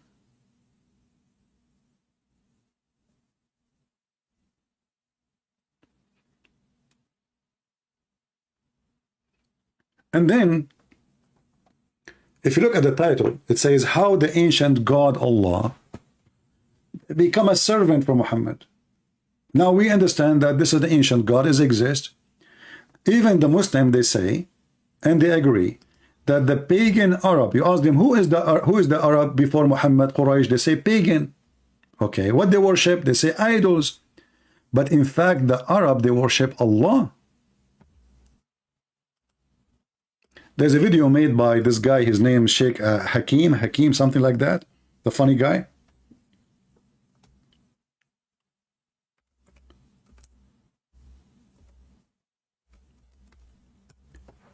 You will find that the word mushrikun or mushrikeen all over the Quran. And you will find that the Quran says, as an example, that the people of the book are not the same as the mushrikeen. But in different verse, Muhammad, when he gave up from them, he called the Christian mushrikeen too. Mushrikeen mean those who worship somebody beside Allah. Read carefully with me here. Neither those who disbelieve among the people of the scriptures, between the bracket, the Jews and the Christians, nor al-mushrikeen. What the heck are mushrikeen? How? So now the Christian and the Jews are not the mushrikeen. So who is the mushrikeen? Muhammad people. And Muhammad was one of them. Why they are called mushrikeen? Because they believe in gods beside Allah. Who is those gods? Is just to get close to Allah, which means those are small gods. They pray to them so they can get close to Allah. That's all. Allah still is the biggest God for them. So Muhammad is still the pagan before Islam, and after Islam nothing changed. They believe in Allah before Islam, the Arab. They believe in Allah after Islam, nothing changed. So what Muhammad did? Muhammad supposedly, after he learned from the Jews and the Christians, and he started merging some of the knowledge he learned from the Jews, trying to come with monotheism as the Jews. But how Muhammad he learned about monotheism? Maybe his God taught him? No. Even Muhammad himself, he get himself busted. You will notice that the first time Muhammad he learned about monotheism, it was from a Jew.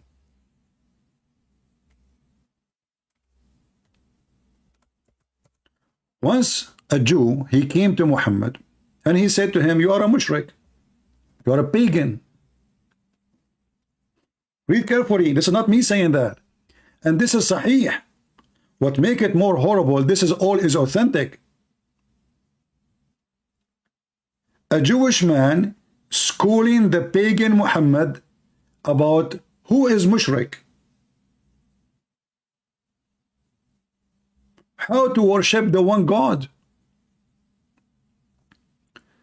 So as we see in the story here, it says, let us read one of them.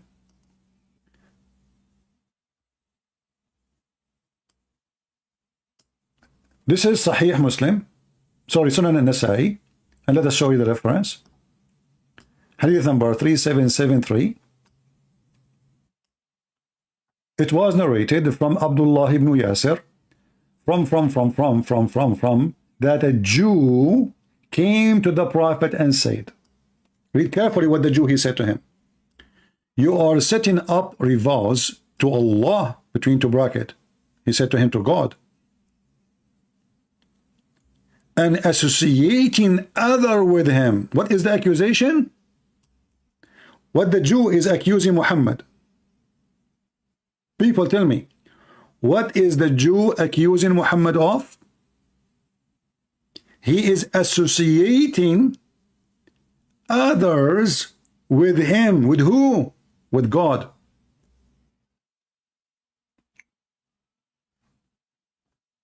How? He said to him, you say, whatever Allah wills, and you will. And you say, by the Kaaba. Until that time, Muhammad, he is teaching his followers a wrong statement, which is shirk, which is pagan statement. A Jewish guy walked by, he said to him, Habibi Muhammad, Habibi. What's wrong with you, Habibi Muhammad? Habibi Muhammad, you are a mushrik, Habibi. You are pagan, Muhammad, Habibi. You will notice that Muhammad, he did not argue with the Jew, says, no, you are wrong.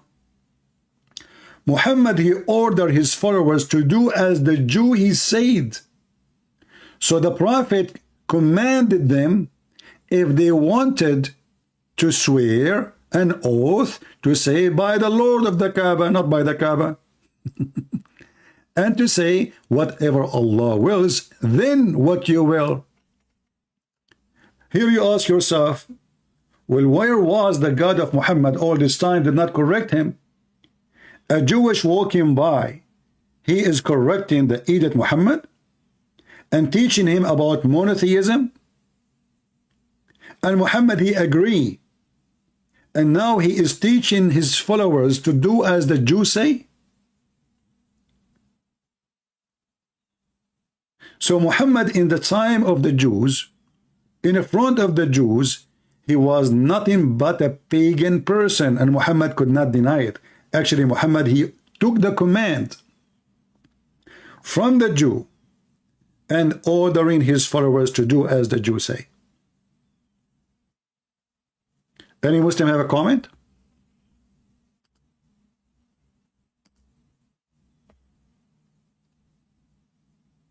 Anyone?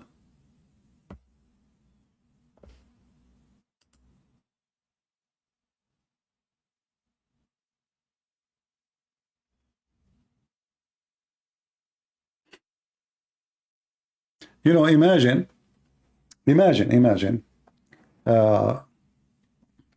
the disciple of Jesus, they are teaching wrong. And then a Jew walk by and he teach them how to do things. And they agree that they are wrong. And yet they claim that they are sent by Jesus. Or imagine somebody claiming to be prophet of God. God, he sent him. And then a little Jew, God knows who is he, is schooling a prophet of God. And the prophet, he took what he said for granted. And Muhammad, by the way, always he copied the Jews. As an example, once Muhammad was praying, Muhammad is mentally ill, actually. Look at this hadith here. Muhammad, he claimed that when he walked in the street, there's a rock. She said to him, Assalamu alaikum, Prophet. It happened all the time to Muhammad. Different hadith says that the trees, the stones, the rocks, when they see the Prophet of Allah, they say to him, Assalamu alaikum. But nobody heard it except him. If you look at this hadith, you will see Muhammad saying the following.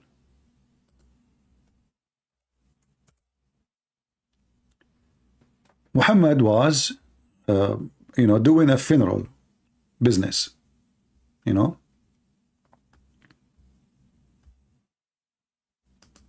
This one is Hassan. We will take the Hassan, which means good, the hadith.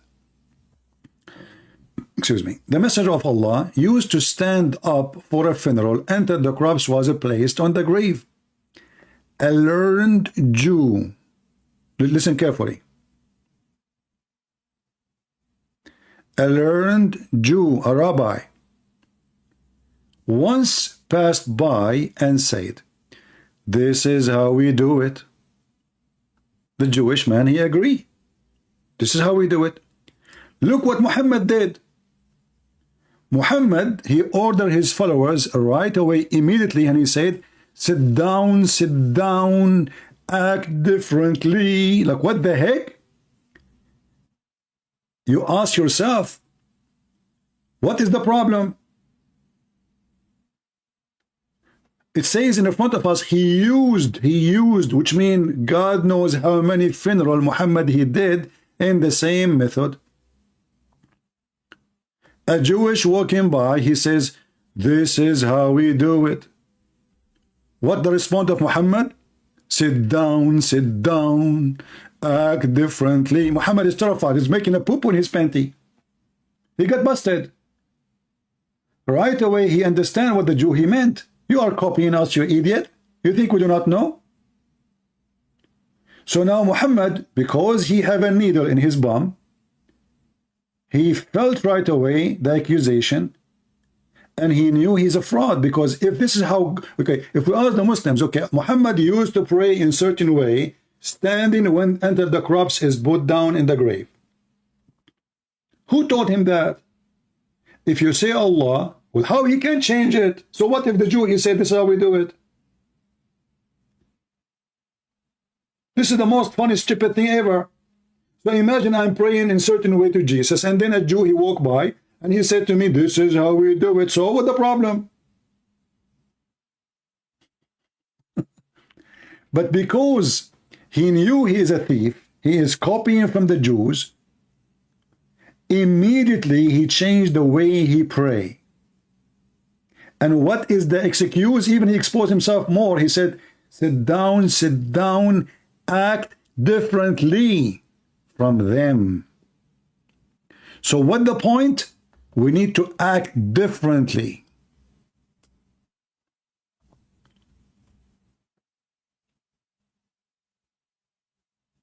How that can be a prophet of God?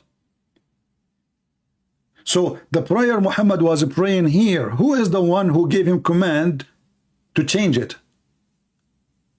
Allah? It's just a Jew. He just said to him, this is how we do it. A second ago. A second after, sit down, act differently. What if Muhammad was having sex with his wife and a Jew, he saw him doing it as all a human they do, and then he said to him, this is how we do it. So what Muhammad will do? He will act differently. What if Muhammad is eating using his mouth and a Jew walk by and he says, this is how we do it? So because Muhammad, he knew he is a thief, he don't have a religion. This guy is copying from here, from there, from everywhere. And he is creating a new cult, mixed of many religion. And you know,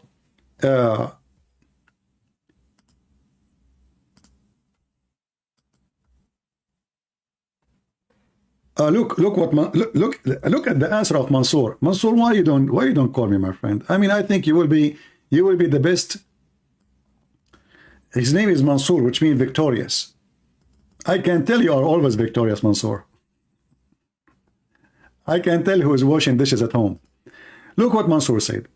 Why it does matter if someone gave him a suggestion. What the heck? He did not give him a suggestion. He said to him, this is how we do it.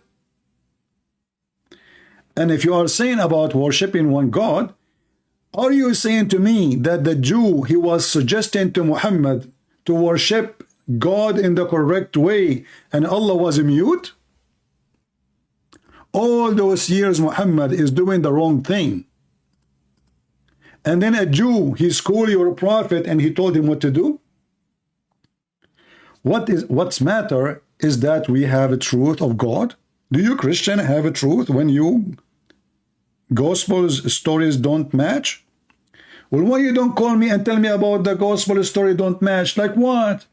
Like the stupid Uthman, he says to you, one it says that Judas, he died because his belly exploded, and the other verse says he was hanged.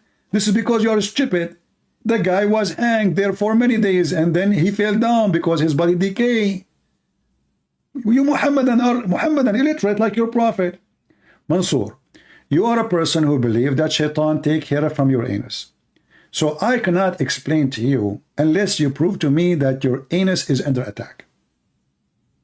I mean, even when you speak is stupid. Isn't it the Quran confirmed the book between our hands? So how you Muslim, you say different stories and the Quran confirm it? Are you saying to me that your God Allah is stupid and he confirm our book, and you Muslims are more stupid than Allah and you deny our book? If we go right now to the Quran, we will find Allah saying the following. Read. I forgot, you're an idiot, like your prophet. Chapter 2, verse number 89, it says what? Confirming what is with them. So how you say we have different account of the same story, but your God confirming what is with us? Are you going to say now, sit down, act differently?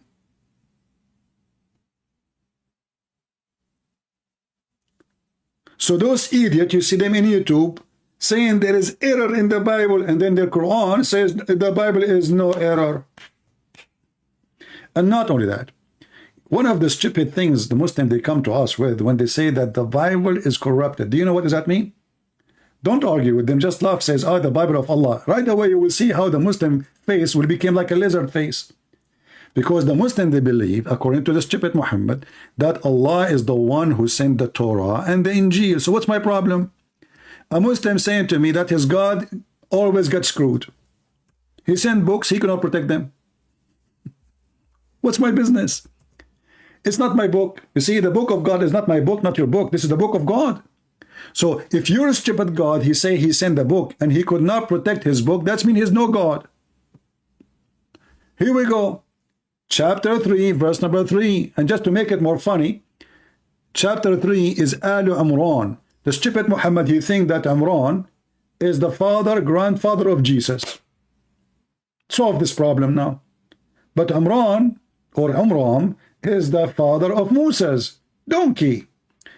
But that is a different story. Here it says, it is he who sent down the book. Okay, which book? Between two brackets, the Quran. To you, Muhammad. Okay, wonderful. With the truth, confirming what came before it. Look at the stupid God. He confirmed it. And then he sent down the Torah and the Gospel. So a Muslim, Abdul, he says to us that the Torah, brother, the Torah and the Gospel are the same, brother. Well, here we go. You are giving a finger to Allah. You are saying that Allah, he is a stupid God. He sent books. He cannot protect them. I have 4 books. You cannot change my books. I challenge you. You cannot. Can you?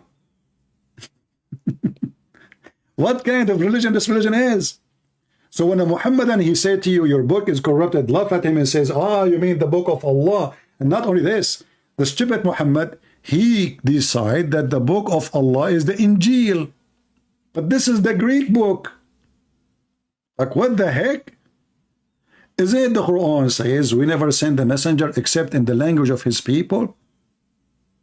So why Allah, he sent to Jesus, who was sent to the Jews, a book in Greek, if he is only sent to the Jews according to the Quran and the Muslims?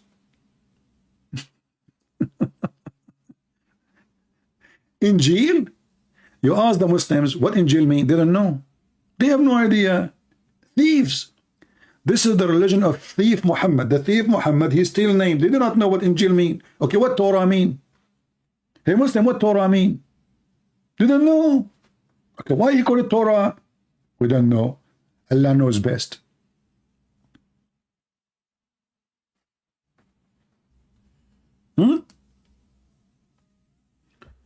Oh boy.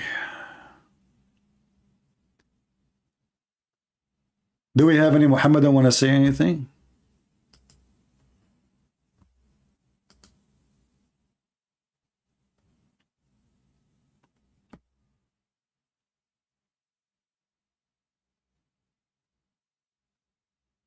Any Muhammadan?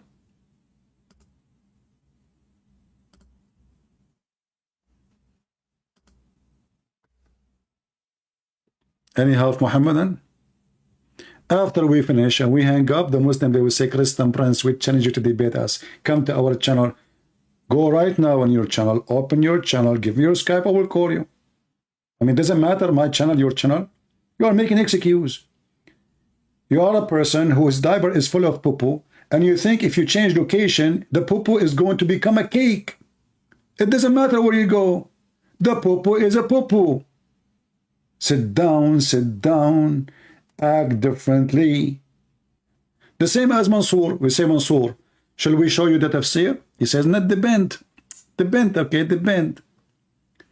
I feel like I'm talking to grandma, and do you like to drink coffee now? Or depend, you know, let us wait.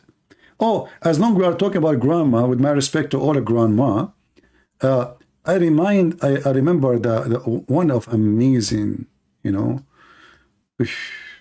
man, amazing chapters in the Quran.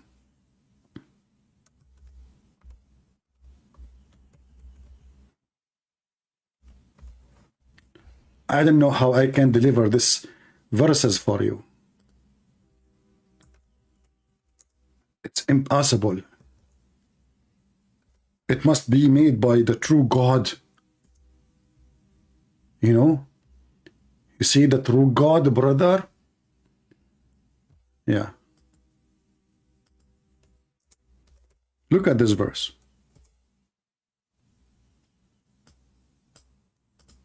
Chapter 66, verse number 3. I call it the chapter of the gossip.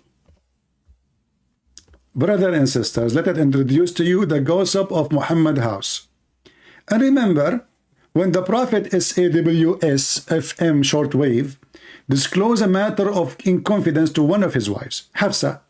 So when she told it to other wife, Aisha, and Allah made it known to him, like what the heck?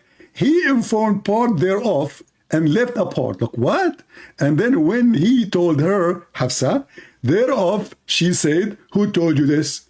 He said, all knower, the all aware Allah. Like what the heck is that?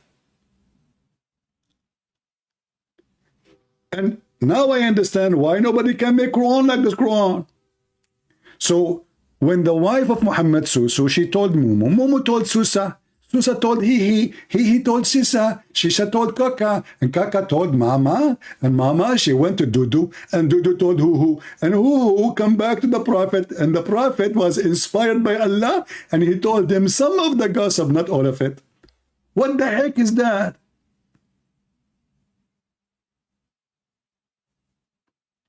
That is God? If this is God, what is Joe Biden then?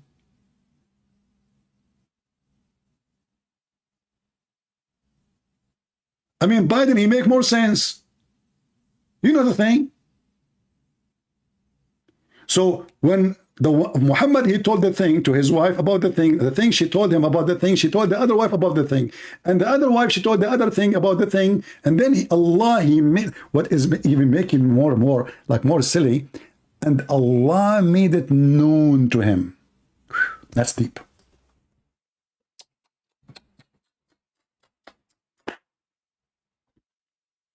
Oh boy.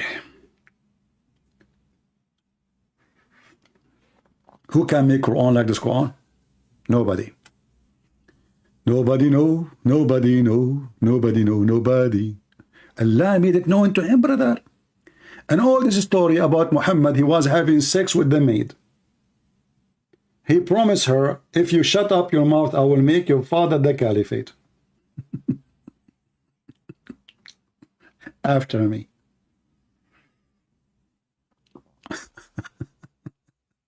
This is God?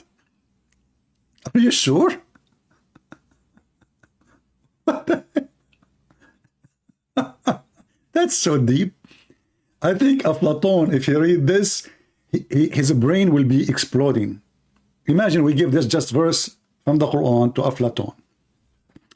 And I say, Aflatun, the Greek philosopher, can you, with your philosophy, explain what's going on? Aflatun will say, don't let me involve with women gossip, please. So the Prophet told the wife she told the other wife told the other wife, and the other wife told the other wife, and then Allah, he made some of it known to it, and then Allah, he informed part thereof, and left a part. What is killing me, why Allah, he left the part, why? I mean, I want to know why he left the part, come on.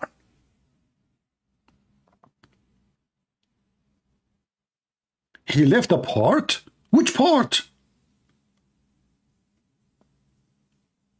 Susu told Mumu part, or maybe told Susu? What the heck is that?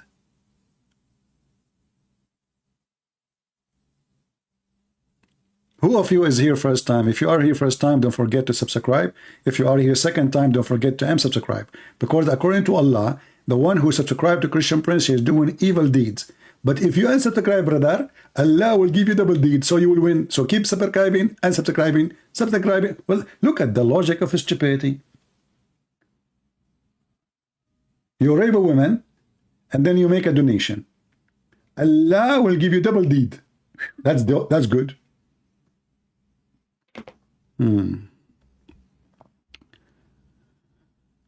Oh boy.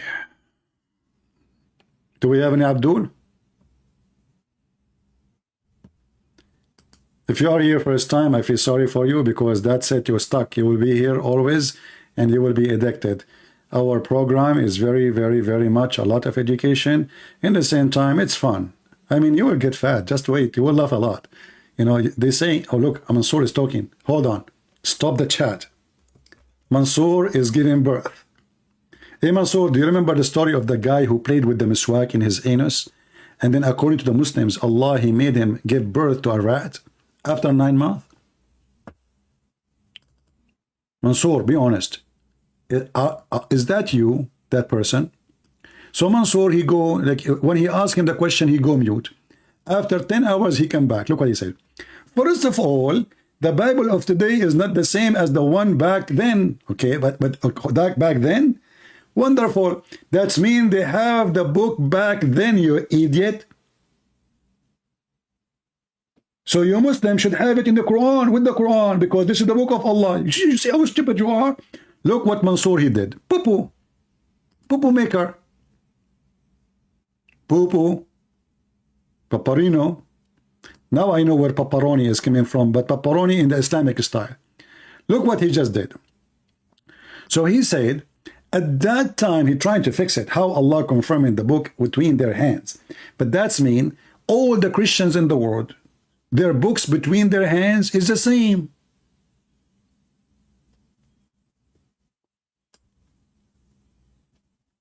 And all of us, we knew that this is 600 years after Jesus. And we have those copies all over. So you just condemn your prophet and you proved again that you are making poo-poo. Now, in the top of that, you did not solve the problem. If Allah is the one who sent the Bible and then the Bible been changed, that means Allah could not preserve the Bible even after Muhammad. That means Muhammad don't care. That means Muhammad is a false prophet, because shouldn't Muhammad, he preserved the book at that time, which you agreed that at that time, back then, was good book? Shouldn't Muhammad have a copy and you Muslim keep it? This is why we say Muslims are priceless. You know, they put Mansoor brain in eBay, and the auction was going crazy. Like, there's a very famous philosopher, his name Gog and Magog. His brain was sold for $10. Very, very smart. And then Mansoor, his brain, like 10 million, 20 million, 50 million. And I was wondering why in the world they are, you know, why the auction is going crazy in Mansoor brain. They say because it's never been used. This is a brand new brain. It's Mansoor brain. Nice to meet you, Mansoor. You know, Mansoor, what if you call me and I will give you $10? What do you think?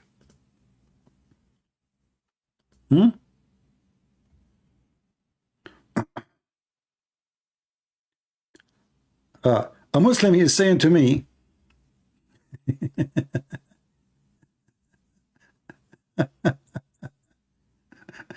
this is a Muhammadan saying to me, guys, look at this. Let me copy for you what this Abdul is saying.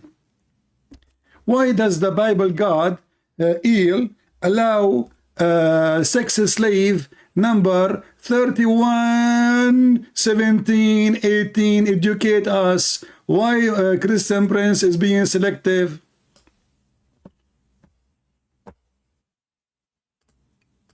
Potato.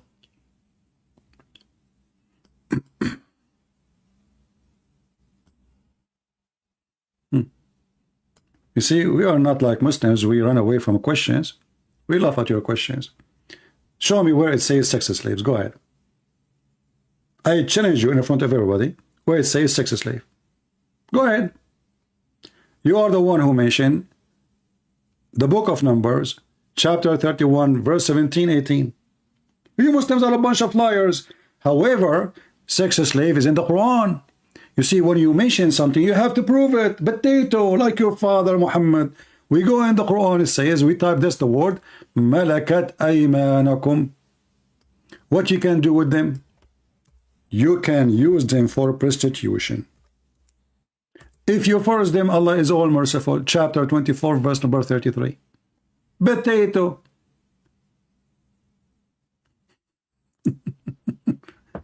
Let me call him. Maybe he's a man. Shall we?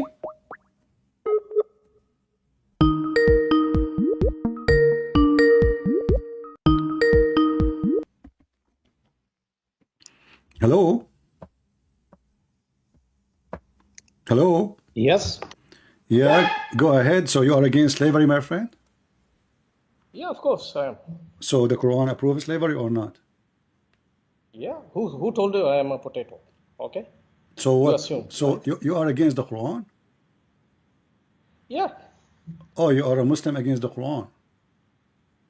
No, I'm not a Muslim. Who told you I'm So Muslim? what is your religion? That doesn't matter to you? It's matter because we are talking about religion. Why not? Do you have a secret religion? Yeah, let it be secret. So what is your religion, if you don't mind? It is a secret religion. Ah, it's a secret. Okay. Well, I'm going to have a secret conversation with you then. I don't have time for kids. You know, I said to myself, a Muslim taking my call, that is that's my lucky day. It turned to be the guy, he already left Islam. Potato. You see, if you go in the Old Testament, we are talking about people thousands and thousands of years ago. And we are talking about the nation themselves, they've been enslaved. Those people, they themselves been enslaving them. The nation of, actually even the story mentioned in the Quran. The Jews been enslaved. So when we talk about the rule of war, at that time, we are talking about they themselves, they were victims of slavery. Their enemy took their women, their children, even they took their Torah. They destroyed their towns and their cities. And the Jews, they practice eye for an eye. What you do to me, I do to you. So when you say, how come the Jews, they can't do that? The Jews did not take sex slaves. You are a liar.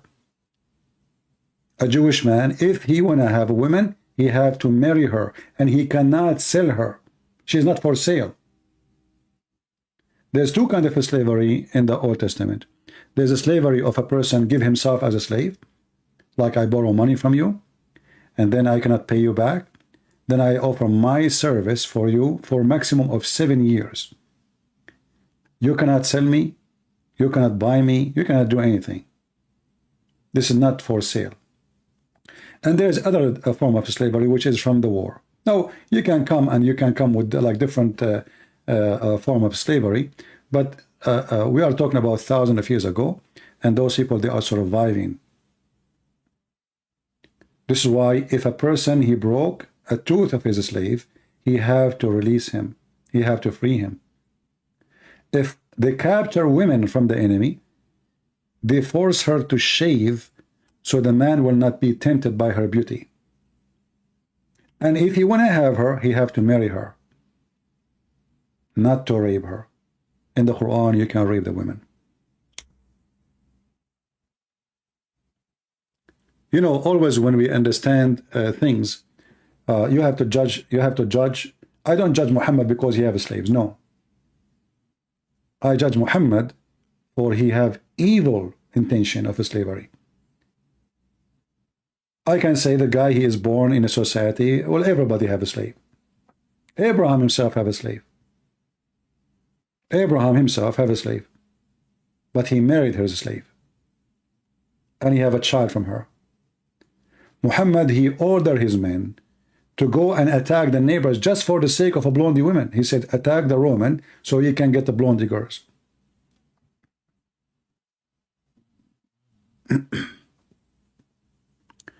Do we have any Muhammadan? There's a guy, his name is Daniel. He said in the video, which one is better, to own somebody or to rent somebody? So according to him, to own somebody is better than renting somebody. This is today. We're not talking about centuries ago. Anyway, if you are here first time, don't forget to subscribe. And if you have a Muslim cleric, a sheikh with long beard, big beard, he have the courage to come and debate me. We will treat him nicely. I will call him, or he can call me, and let the whole world judge. We have Safaraz calling. Hey Safaraz, how are you? Hello, mister. You okay, yeah? Yeah, I'm okay. Are you? Good. Why you are okay, Safaraz? What happened? I am okay because I am sure of my salvation. Okay. That's a good topic. He is sure of his salvation, but isn't it your prophet? He says that he cannot trust the mockery, the makr Allah. What was that? Your prophet says that he don't trust Allah. He does. He don't. Why doesn't he? Okay, let's read the hadith Yeah. together. Okay, hold on. Let's read the hadith together. What do you want? Are you laughing at your prophet? I'm laughing at we Muslims are going to be the successful ones on the day of judgment, inshallah. What will happen in the day of judgment? On the day of judgment is going to be 50,000 years for you disbelievers and a few hours for us lot. So The the Muslims are being so the Quran is flawless. lying. No, Because the Quran says وَمَا مِنْكُمْ إِلَّا وَارِدُهَا. Do you understand what it says?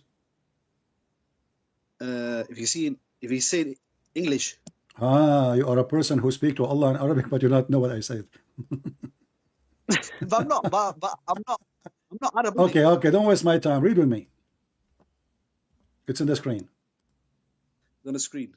Yeah.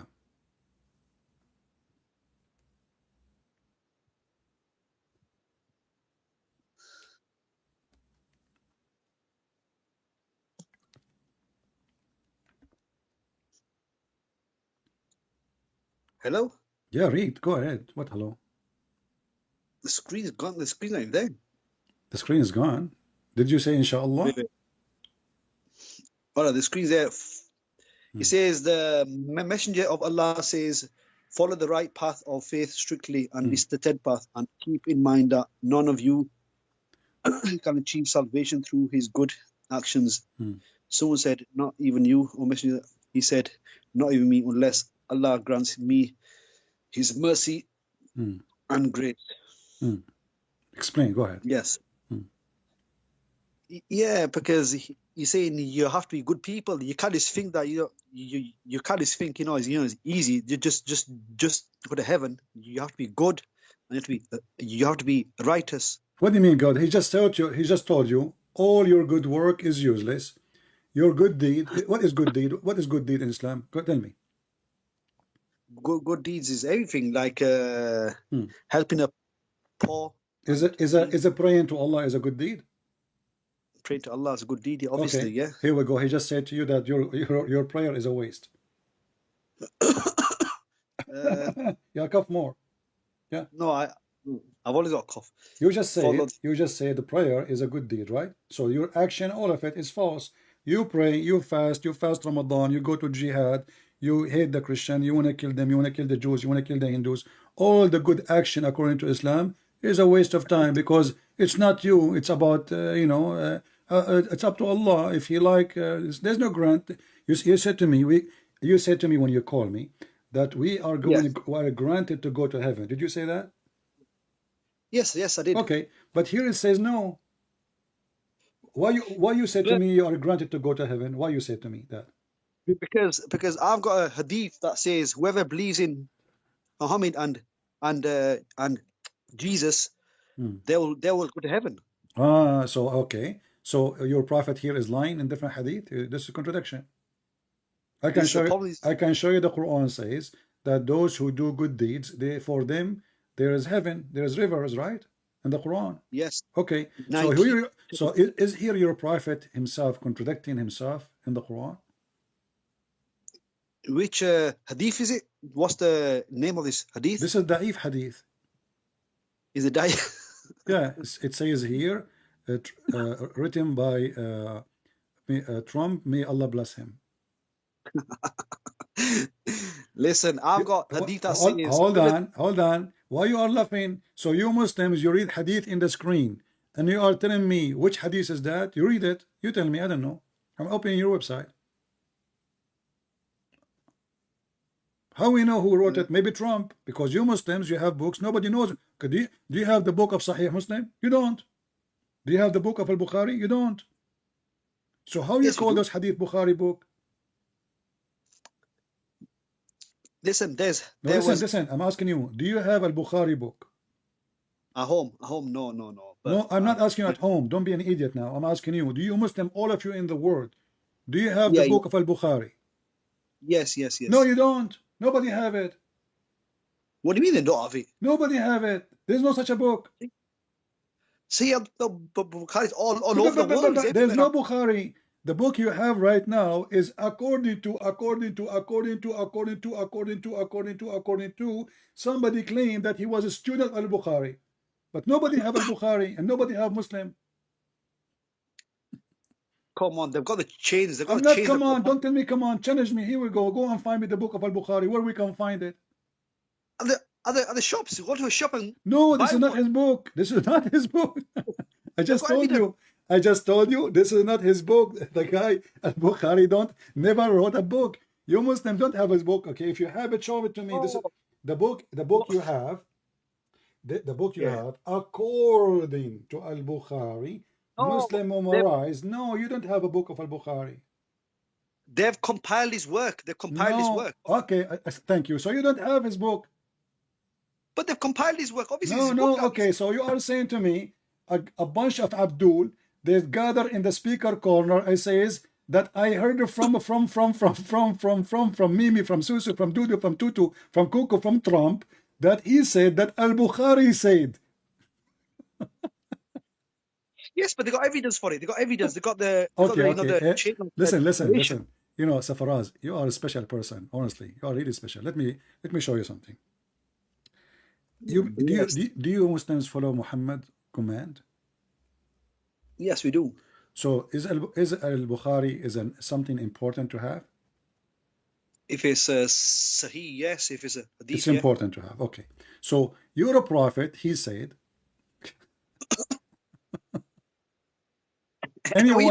anyone who write from me anything beside the Quran, he should erase it. Explain to me how we can solve this problem. You just said to me it's very important to have the Hadith of Al-Bukhari. If you what?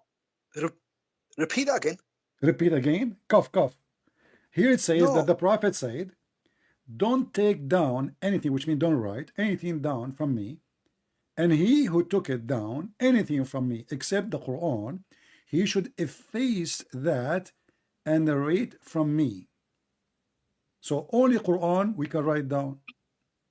Do not take down anything from me, and he took down anything from me, except the Quran. He should see the narrate for me. There is no harm in it, and he who attribute any falsehood to me, and he should not efface. How smart you Muslims are. Do not take down anything from me, and he took down anything from me, except the Quran. He should efface it and narrate from me.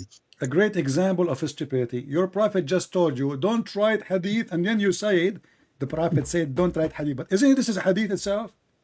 I mean, the guy, he just told you, don't write anything I say except the Quran.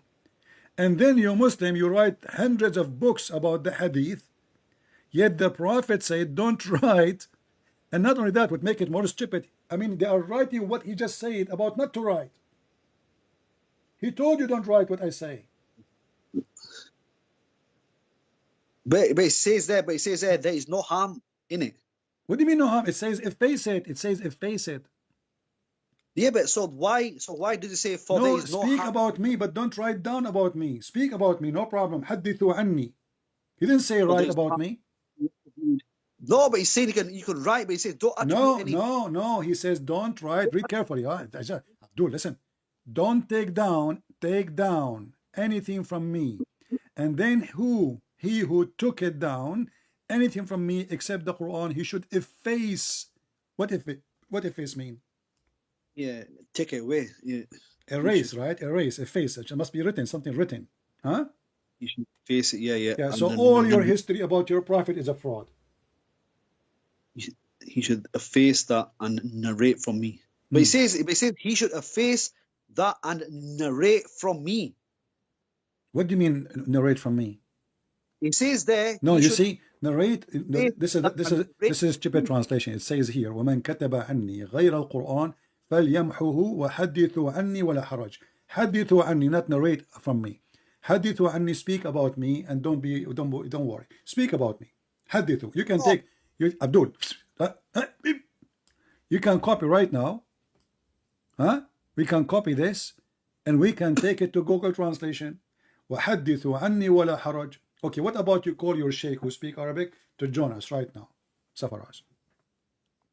Which sheikhs, man? No sheikhs available. What do you mean? What do you mean sheikh? What they are doing? What they are doing? Eating hummus? Why each time I talk to you, you don't have any sheikh available? Because I don't need those sheikhs. I don't need those sheikhs with okay, but you don't understand what it says. You say to me, it says narrate. How he says don't write down what I say, and then here it says and narrate from me, which mean report about me. About me, speak about me. Hadithu anni. Hadithu. You know what hadith mean? Hadith, yeah. Talk about me, but don't write anything down about me. Only Quran. No. Except the Quran, he should have faced that and narrate for me, and there is no harm and ear which will be false to me. Well, it's happened, isn't it? They've actually wrote. Okay, hold on. So now should we write about Muhammad? Should we write the hadith or not?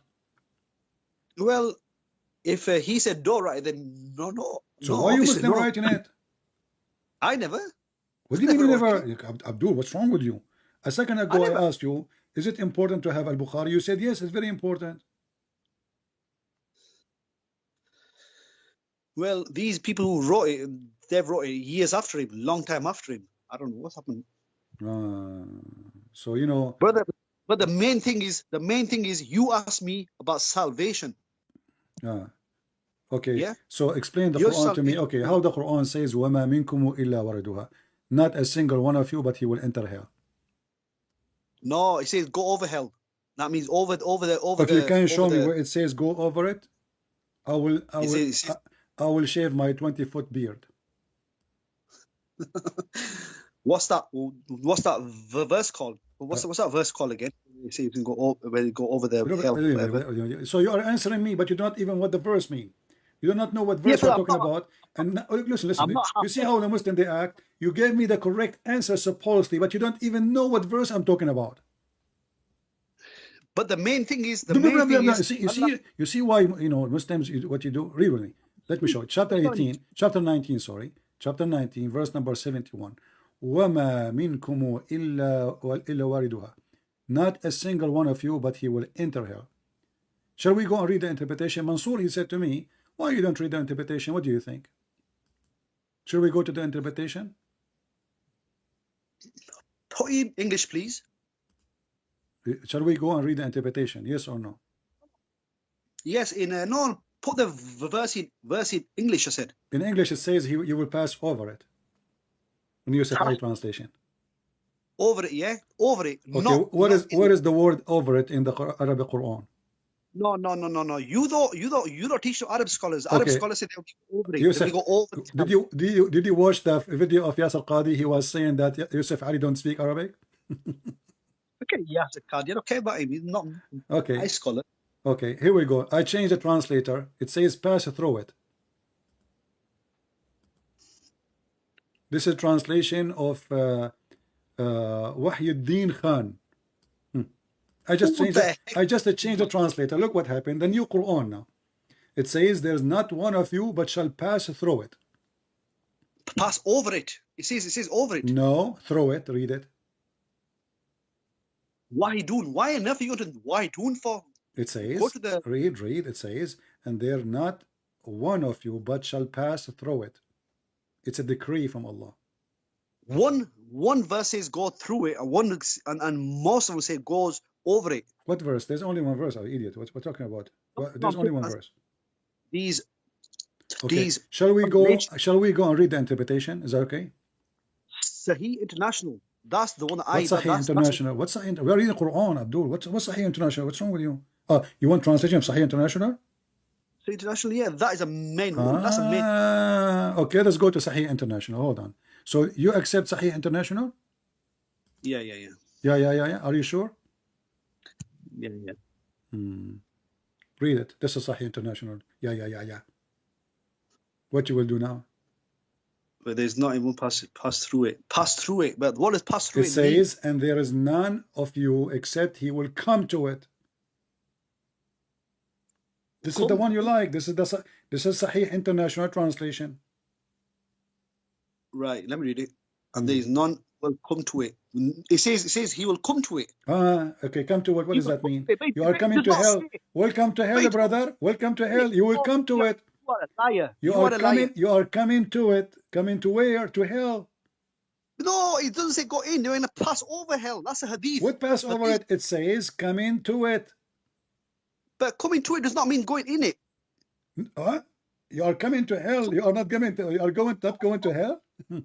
Mispointer. You are mispointer. Okay. Abdul, listen. Why we don't read the interpretation? What's wrong? Brother, we know from our scholars who always teach this verse. They say we're going to pass over. No problem. As long as you mention, you know the scholars. Let us see the scholars. Can we? Why you keep saying the word scholar, but you don't want me to show you the scholars? But my teacher tells me is me over a bridge, over hell. Ibn Abbas is the highest scholar ever. He's the cousin of your prophet, correct? Yeah. Okay, read carefully what it says, Ibn Abbas.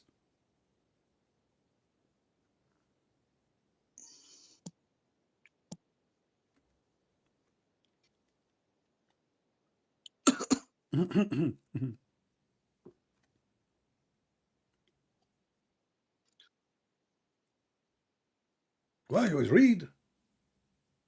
There is not one of you but shall approach it. There is not a single one of you,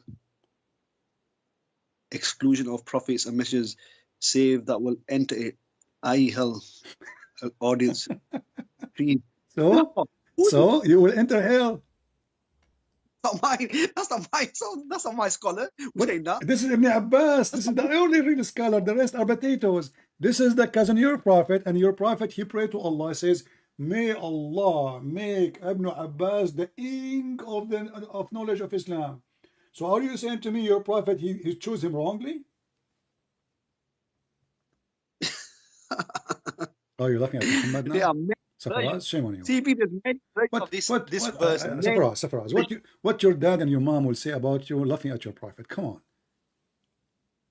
Listen, you have to understand, you have to go to the verse. What understand? It says, did Ibn Abbas, is he a Muslim or is he a Jew? He was a Muslim, obviously. Okay. Is he the cousin of your prophet? Yes or no? Yes. Okay. Is he the uncle or the cousin? Huh? Forget about this one. So that he will enter i.e. hell. Well, we've questioned our graduation, not even single one of you, but he will enter hell. Listen, Zafar, honestly, I like speaking to you because you are a person of knowledge. And what is driving me not that the Quran discover things nobody knows. I heard that. I don't know. Do you know anything the Quran discover nobody knows? Besides that Muslim will go to hell? The Big Bang is in the Quran. The Big Bang. Where is in the Quran the Big Bang? I'm not a Hafiz. I know verses by heart. That's him. So you don't remember the Quran, you remember the word Big Bang? The doctor is the Zakir next to Hafiz. Ask him. Zakura Nayuka. Okay, he said. Oh boy. Naik, what is the word? What is the Big Bang in the Quran? You Muslims are really crazy. Okay, hold on.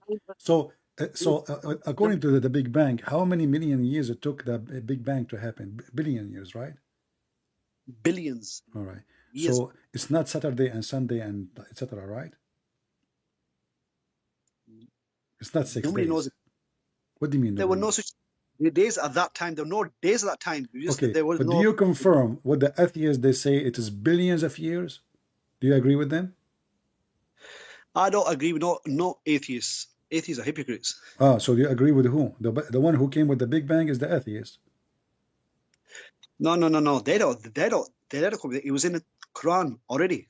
No. It's in the Quran already. No, the atheist is the one. You are copying even their name. The Big Bang is in the Quran. It says Big Bang. But the description does the Quran say the sentence or the phrase Big Bang, or this is what the atheists they say? Yeah, it's the same kind so of the thing. Big Bang, it took millions of years, hundreds of millions of years, billions of years, And you said you agree with that, correct? Nobody knows exactly. So it's not 6 exact. days. It's not 6 days. Do you agree or not? Not 6 days. What do you mean it's not 6 So days? do you No, believe in no. the Big Bang, or you believe in 6 days of creation? We believe that the heaven and earth was one joint entity, and it exploded, and Okay. everything was created. In the Quran it says that? Chapter 9, I think it's chapter 9, verse 30. I don't know which verse it is. One of the verses. It says, heaven and earth one, and we made it. So in the Quran it says that there used to be one entity and they exploded? Yes. The heaven and earth. That's deep. How come I never heard You know, this before? well, I don't know where you're living and which cave you're living in. Okay. Well, if you can show me the word explode in the verse, I will explode life on air. Can you show it to me? No, everything. No, I said everything was one, and then it's all split. You all split. I'm open. asking you, does it say that the word explosion exploded? No, but I'm just giving an example of what happened. It's split. Okay. It's split open. But the verse you choose for me, it says that there was earth and there was heaven, correct? Heavens and earth, they will exist. They used to be attached as heaven as earth. Chapter 9. Is it chapter 9 verse 30, is it? No, chapter 21. Chapter 9. Do you want to call a friend to help you? No. Okay. I deal with all of you lot myself. Too easy, you lot. Yeah, very easy, I can tell. However, you can cough when you are like in trouble. It's okay, just to buy time. Yeah. So read it. What are you doing? Wait, let me. It says, "Don't the disbelievers known?" It says, have those who have disbelieved not considered that the heavens and earth were a joint entity, and we separate them. All right. Are they separated? Is the earth separated from the sky? Well, everything was one. What? It says everything was one. The heavens and the earth. Are we separated from the sky? Is the earth separated? Or we are inside the sky? We are not inside the sky now. We are not. Where are we now? We are under the sky. We are what? We are under the skies above us. We are under the sky. So now the one who they are in, it is night time for you, right? Yes. Okay, it's daytime for people in Canada.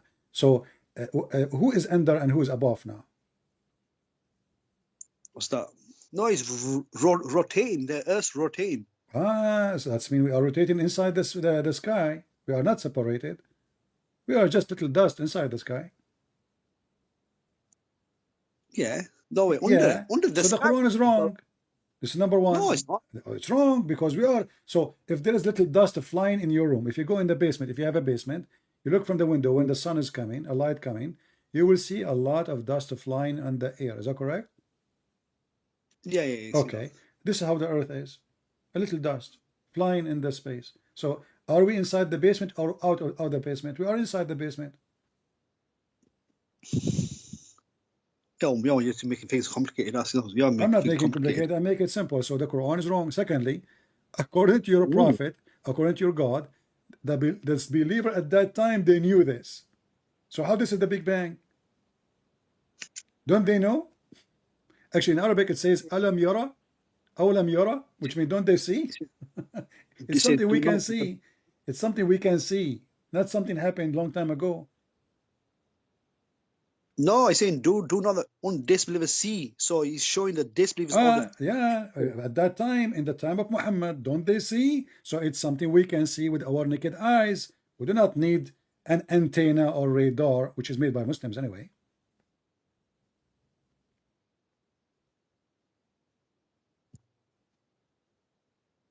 Which one Allah created first, Safaraz? The earth or the heaven? No, he created the universe, the earth, then earth. No, my question is very simple. Don't give me, the prophet said to his wife, and one of the wives, she said to the other wife, and the other wife told the other wife, not to tell the other wife about what the prophet says about the wife. So listen carefully. Which one Allah created first? The sky or the earth? Sure, the sky, didn't it? It's the sky, I'm sure. The moon, Are you sure? stars. Are you sure? Brother, I'm not expert on this kind of stuff, the earth and the skies and stuff. Even this one, you need to be expert in it. You're expert in what? Do you change all your car by yourself, or what do you do? You're expert in nothing. So why you call me? Each time you call me, you say to me, I am not expert. And you know, you want to talk to me about salvation. You're not even your God. Okay, hold on. I'm not going to ask you. I'm not going to ask you a question about science. I will ask you something very simple. Allah have 5 fingers. Why? No, that's not important for me. That's I want something. I'm giving you something very easy. Hold your fingers. 5 fingers. Allah have 5 fingers. Why? It doesn't matter. It doesn't matter if he's got 5. He's got 6, 7. Why not 6? It doesn't matter if he's got 100. How the Muslim they say nothing like Allah? Well, I have 5 fingers. Allah have 5 fingers. There's many animals have 5 fingers. So how Allah He shared the same with us? Why? But his things do not look like ours. Ah, He's got his own. Okay, hold on.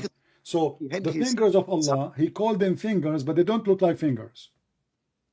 No. We can't comprehend how his things look like. You can't comprehend. Okay. Nope. Is Allah like a tree? Is Allah like a tree? No, not a tree. No. Okay. Is Allah like a light? No. Nothing can comprehend. Is Allah like a fire from olive tree? Listen, I told you before. Okay. Abdul, you just said to me, no, but this is in the Quran. Allah, He said that He is the same as a tree, the same as a lamp in the niche, and the niche in the lamp, and the lamp firing from all the description I just told you. It's in the Quran. Allah says to us, there is nothing like Him. Abdul, all the description which you said to me, no, all those are from the Quran. You keep saying to me, no. I said, is Allah like a tree? You said no. I said, is Allah like, you said no. No, He's not. He's not like no tree. You're on drugs. Here we go. The Quran says so. Chapter 24, verse number 35. Allah, He said, He is, I told you, is Allah like a light? You said no. Is Allah like a tree? You said no. Is Allah like a lamp? He said no. Is He like lighting from fire from olive oil? You said no. But this is how Allah described Himself in chapter 24, verse number 35. And you said no. The lamp and the glass were brilliant. Blessed, lift from a tree, blessed and olive. Allah is the light of the heavens and the earth, the parable of His light. No. Don't be trying playing games here, man. He's talking about the light. He's giving an example that He's a light of the world. I just said to you, like. I did not say He is. I said like a tree. You said no. I said like a lamp. You said no. I said like olive oil. You said no. It's you who said no. Man. No, he's not. Come on, you know you're misquoting the verse there. You're a joker. Okay, listen. No. Safaraz. By the way, what's Safaraz mean? Safraz. Safrat means Safarat? Safrat? Safraz, I don't know what it means, to be honest. You do not know what your name means too? It doesn't matter what my name is. Man. Like you woke up in the morning, you find, like what happened is, it was an accident, like your mom, she call you Safaraz. Didn't you ask her all your life, why you call me such a name? What does that mean? Nobody asked the parents, what does my name mean? Okay, didn't you have a curiosity to know what your name mean? It's a Muslim name, simple. Safaraz is a Muslim name. Yeah. Since when? It's a Muslim name, innit? Okay, give me one of the companion. His name is Safaraz. Go ahead. Oh my word! How many companions? What do you mean, or the shin of Allah? So you do not know. You are saying things you do not know. Okay, forget about this. I want you. We have 1,300, 400 people listening. Can you give me one clear proof that Muhammad is a prophet? What clear proof? Yeah, the best, the most strong one. The Quran is there, but I think we have to go to Azhar 42. Isaiah. You're gonna run for Azhar 42. You're gonna run for that. Okay, no, we can read it, no problem. But Isaiah 42 is about your prophet or about God? About the prophet. He says, my servant, my servant. Ah, this is about my servant. Ah, and who My is servant. and who Listen is? to me, listen. Okay, hold on. So you are saying to you're not me, listen, you are saying to me that you Muslim could not find the proof of your prophet in your book, but you are trying to find our book, which you Muslim keep saying is corrupted. He's in the Quran, but the thing is, you are Okay, not gonna. so I'm asking you now, can you give me a proof that your prophet is a prophet? Well, it says it in the Quran. Where? Allah Where? says it. I can make my Quran says I'm a prophet too. What a prophet mean? Prophet means somebody he prophesy, correct? A prophet means he prophesied. Yeah, he Okay, did. what is the prophecies of Muhammad in the Quran? Is they're not in the Quran? They're in the Hadiths. So the prophecies of the prophet is not in the Quran. So what's the point of the Quran then? The Quran is from Allah's speech. The Hadith is from His speech. Exactly. But the prophecy, in order to come to Muhammad, it have to come from Allah, Allah's speech. Prophecy is Allah's speech. But the Hadith is like the New Testament. Jesus Abdul, speaks the New we Testament. just showed you your prophet saying that he said, don't write what I say, only the Quran. So if there is a prophecy of your prophet, should be in the Quran. Okay, I found a prophecy. I need you to help me. Is it true? Somebody said to me, I don't know if it's true or not, that hail come from mountains in heaven. Is that correct? Yeah. It's true? There's mountains in heaven? Have hail? Mountains in heaven. There's a lot of description in heaven. There's a lot of description. This is not the question. I'm asking you where hail is coming from. Is it coming from the cloud or from mountains in heaven? Wait. I'm just putting my phone on. Do you wanna cough? No, I'm just putting my phone on charge. Yeah. Right. Can you please just ask me that again, please? Okay. Where hail is coming from? Hell. Is it coming from mountains in heaven or from the cloud? Hell, he said. Hail, like ice. Hail. Oh, hail. Uh-huh. It comes from the sky, I'm showing it. That's deep. Okay. I know from the sky. This is not the question. The question is it coming from mountains in the sky and Allah break it pieces and throw it at us, or it happened between the cloud because of cold What's air? that got to do with Isaiah 42? Huh? What is this got to do with Isaiah? You've changed subject. I told you Isaiah 42. This is our book, not your book. I said, prove to me that Muhammad is a prophet in the Quran. So a prophet, listen, a prophet, he says things is true. Is that correct? Of course he does. Okay, but your prophet is a potato. Here we go, chapter 24, verse number 43.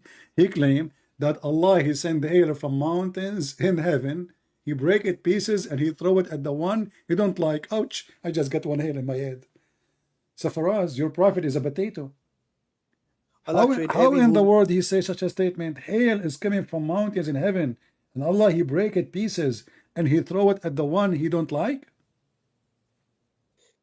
And he sends down from the sky hail like mountains in heaven's mountains and hail from where he sends down hail and strike them adverts from hails. No. This hail is not the ice. This is the hail. What is that? What is that? Rocks. It's rock. It says hail. No, the hail means hails of rocks. Stones from the okay, what interpretation says that? You are a deceiver. You're a big deceiver. What interpretation says that, Safaraz? Everybody is laughing at you. Give me the name. Do Ibn Kathir agree with you? With you?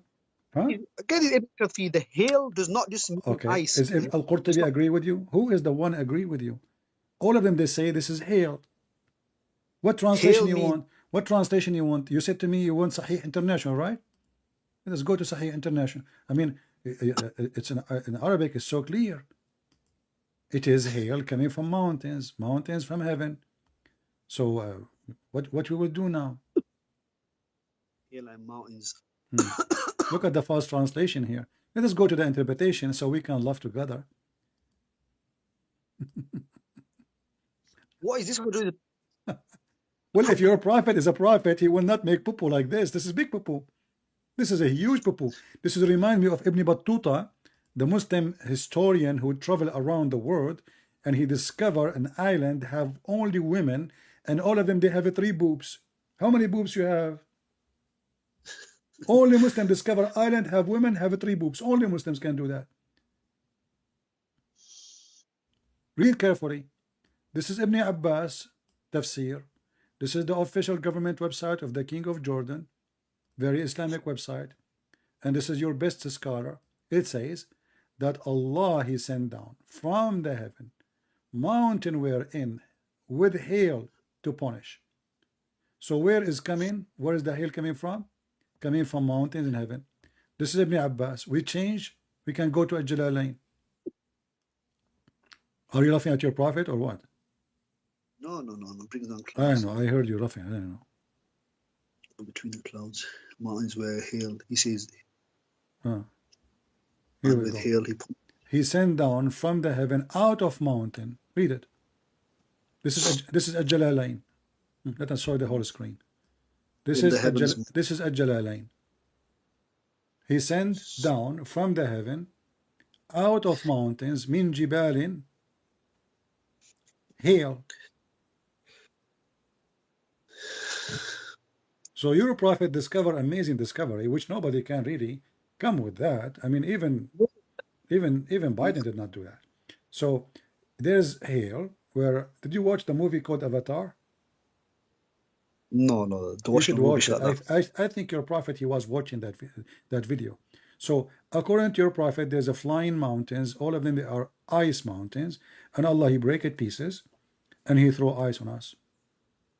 How the prophet discovered this? What do you think? Isn't this amazing?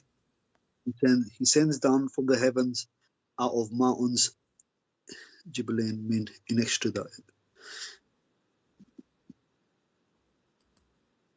Heaven, out of the mountains. These translations, there honestly so many translations. Ah, you Muslim have many lies, you mean? So you Muslim, you lie to each other in the translation, right? I agree. Never trust a Muslim translation, they lie. But you ask me, yeah, you ask me which Safaraz, call me tomorrow, it's okay. You know, no, see, your time is up, come on.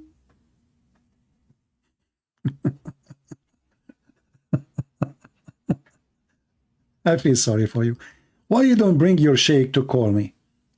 I mean, that said, the prophet is a prophet. He is the one who discovered that women have a semen coming from their breast. That's why I'm still single. You don't want to go to the bedroom. Your wife, she take off her bra. What the heck? She have a breast testicles. Hell no. The only prophet who discovered that women have a sperm coming from their ribs and where the top ribs. I mean, the women really are hiding secret from us. And we men, we think that we are the one who have testicles only. It turned to be that women testicles are way bigger. And not only that, they do plastic surgery for them too. And they make them bigger and bigger and bigger to the point they can smash a concrete with it. Did you see the bodyguard of Al-Qaddafi? She had big, huge boobs, man. It turned to be those are testicles. Who discovered that except Prophet of Allah? Nobody can do that. And the sperm of the man is coming from the backbone. This is why once, by mistake, I hit somebody in his ass. Until now, he can't have babies. I broke his backbone. Do you know the song? It says, backbone, backbone, what you gonna do? What you gonna do when I come for you? It's coming from Prophet Muhammad. Peace be upon him. The prophet who discovered that the earth is flat, and Allah, he put mountains in the top of it to make it not to shake. And he discovered that Suleiman, he have a flying carpet, can carry 600,000 chairs. I mean, come on. American airline, for the sake of the shin of Allah, can you buy one of those? I'm sick of your chair. They give you a chair in the size of a mosquito, and your legs cannot even fit in. 600,000 chairs in the top of a flying carpet of Suleiman. This is not fair. I mean, give us a part of it. The whole world will fly. I'm sure many of you is convinced that the Prophet of Allah is true prophet. If you did not subscribe yet, please subscribe for the sake of Safaraz, because Safaraz now will be upset if you don't subscribe. Safaraz? Yeah, okay. Safaraz saying, if you subscribe to Christian Prince, Allah will give you endless private part. I mean, Safaraz, how in the world do Muslims believe that your penis will be endless? How you can even walk with it? Are you going to walk backward? I mean, it's impossible to walk with such a penis. Do you think maybe you will put it in tires, like, you know, like, I don't know, caravan or something? Endless private part. What endless mean? You will hit the eye of Allah with it? You receive a phone call from the Chinese. What the heck? Let me ask my cousin Bruce to translate. Hey, Bruce. Bruce. By the way, Bruce Lee, his name Bruce Lee, because I had a fight with him and I made a lot of bruise on him. And since when did we call him Bruce Lee? You know, his originally is Lee, but we have a bruise on him now. So, and he became a Muslim, by the way. After he died, became a Muslim. True story. So Bruce Lee, what okay. So Bruce Lee is saying that the police of China is calling Safaraz, saying, "Move your penis. It's a blocking the highway and the train."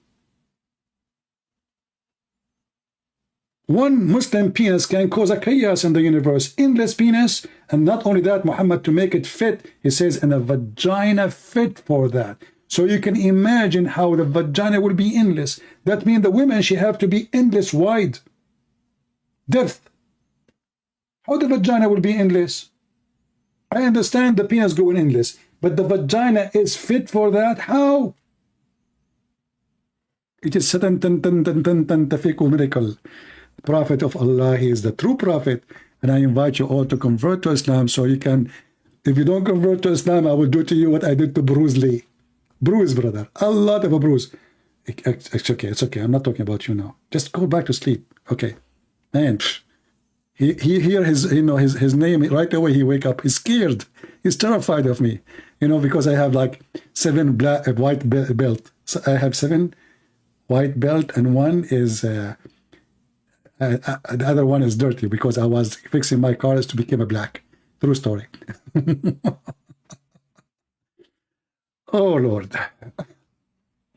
I hope you guys have a good time today, and as you see here, we are sharing education, and we are not here to make fun of Muslims. We are here to expose the lies of Muhammad. He's a fraud. This religion is a stupid religion, and I say always, if a foolish like Muhammad is a fool, if a fool like Muhammad can fool you, how foolish are you? I mean, you have to be really, really suffering from mental illness. So we cannot agree more that Muhammad is the most obvious, false, stupid prophet. And we challenge all the Muslims around the world. Live challenge. I go live on air. I make my challenge live. I do not need to prepare for a topic, for a question, for a debate. They need to prepare, for they are false, for they have no knowledge, for they have no answer, for they cannot debate. If you are really a true follower of your God, then you can call me. Somebody is saying your God is immoral. I can show you. My friend, you are talk about immoral. Your God, Allah, is dead. Prove me wrong. According to the Quran, Jesus is alive. And you are saying to me your God is immoral. If you are speaking about ethic, your God, Allah, He allow you to have sex with your daughter. And you are talking, I don't know, Muslims, they say things, we laugh at it. And even you Muslims are waiting for the coming Messiah. It's amazing. We are debating about how idiot Muhammad is, yet we and the Muslims are waiting for the coming Messiah. Isn't it amazing his name? Isn't it amazing his glory, that even the devil could not deny him? And he have to admit that the Messiah is the one who will save the world. When the Messiah come at the end of the time, he will do what? He will do what no one can do. Even Muhammad, he could not deny that the one who will be victorious is the one who come at the end. Muhammad is a person, he knew he's a fraud. He knew he's a liar. and yet he have to use the powerful name of the Messiah so he can deceive. This is why the Bible says, be aware of false teachers who come to you in a clothes of a sheep. But Muhammad, he come in a clothes of a wolf. At least in the beginning he looked like a sheep. But then he took off his clothes and he showed his real nature. He is a wolf. He is an evil. He is the devil. And actually I believe that the devil was learning from him how to be evil. I hope today we learned a lot of things. And this is your brother Christian Prince was serving you for today humbly. And I hope that we learn what is enough to prove to our families, to our friends, that Islam is a scam.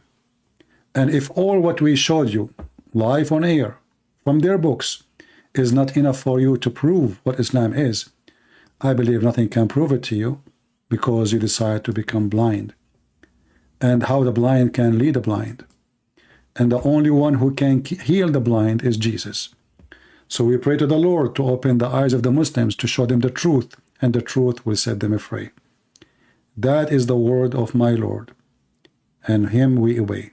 Thank you, God bless you, and see you soon again. Take care.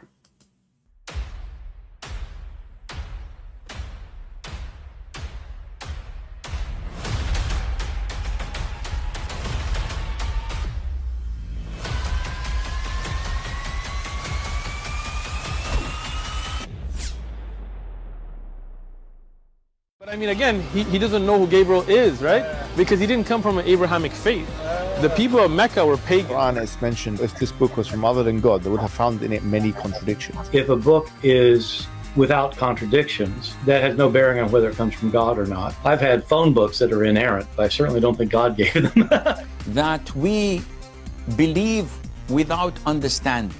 The brother asked a very important question, that most of the scholars say that listening to music, watching movies, and most of the television programs, they're haram. So how can we have fun?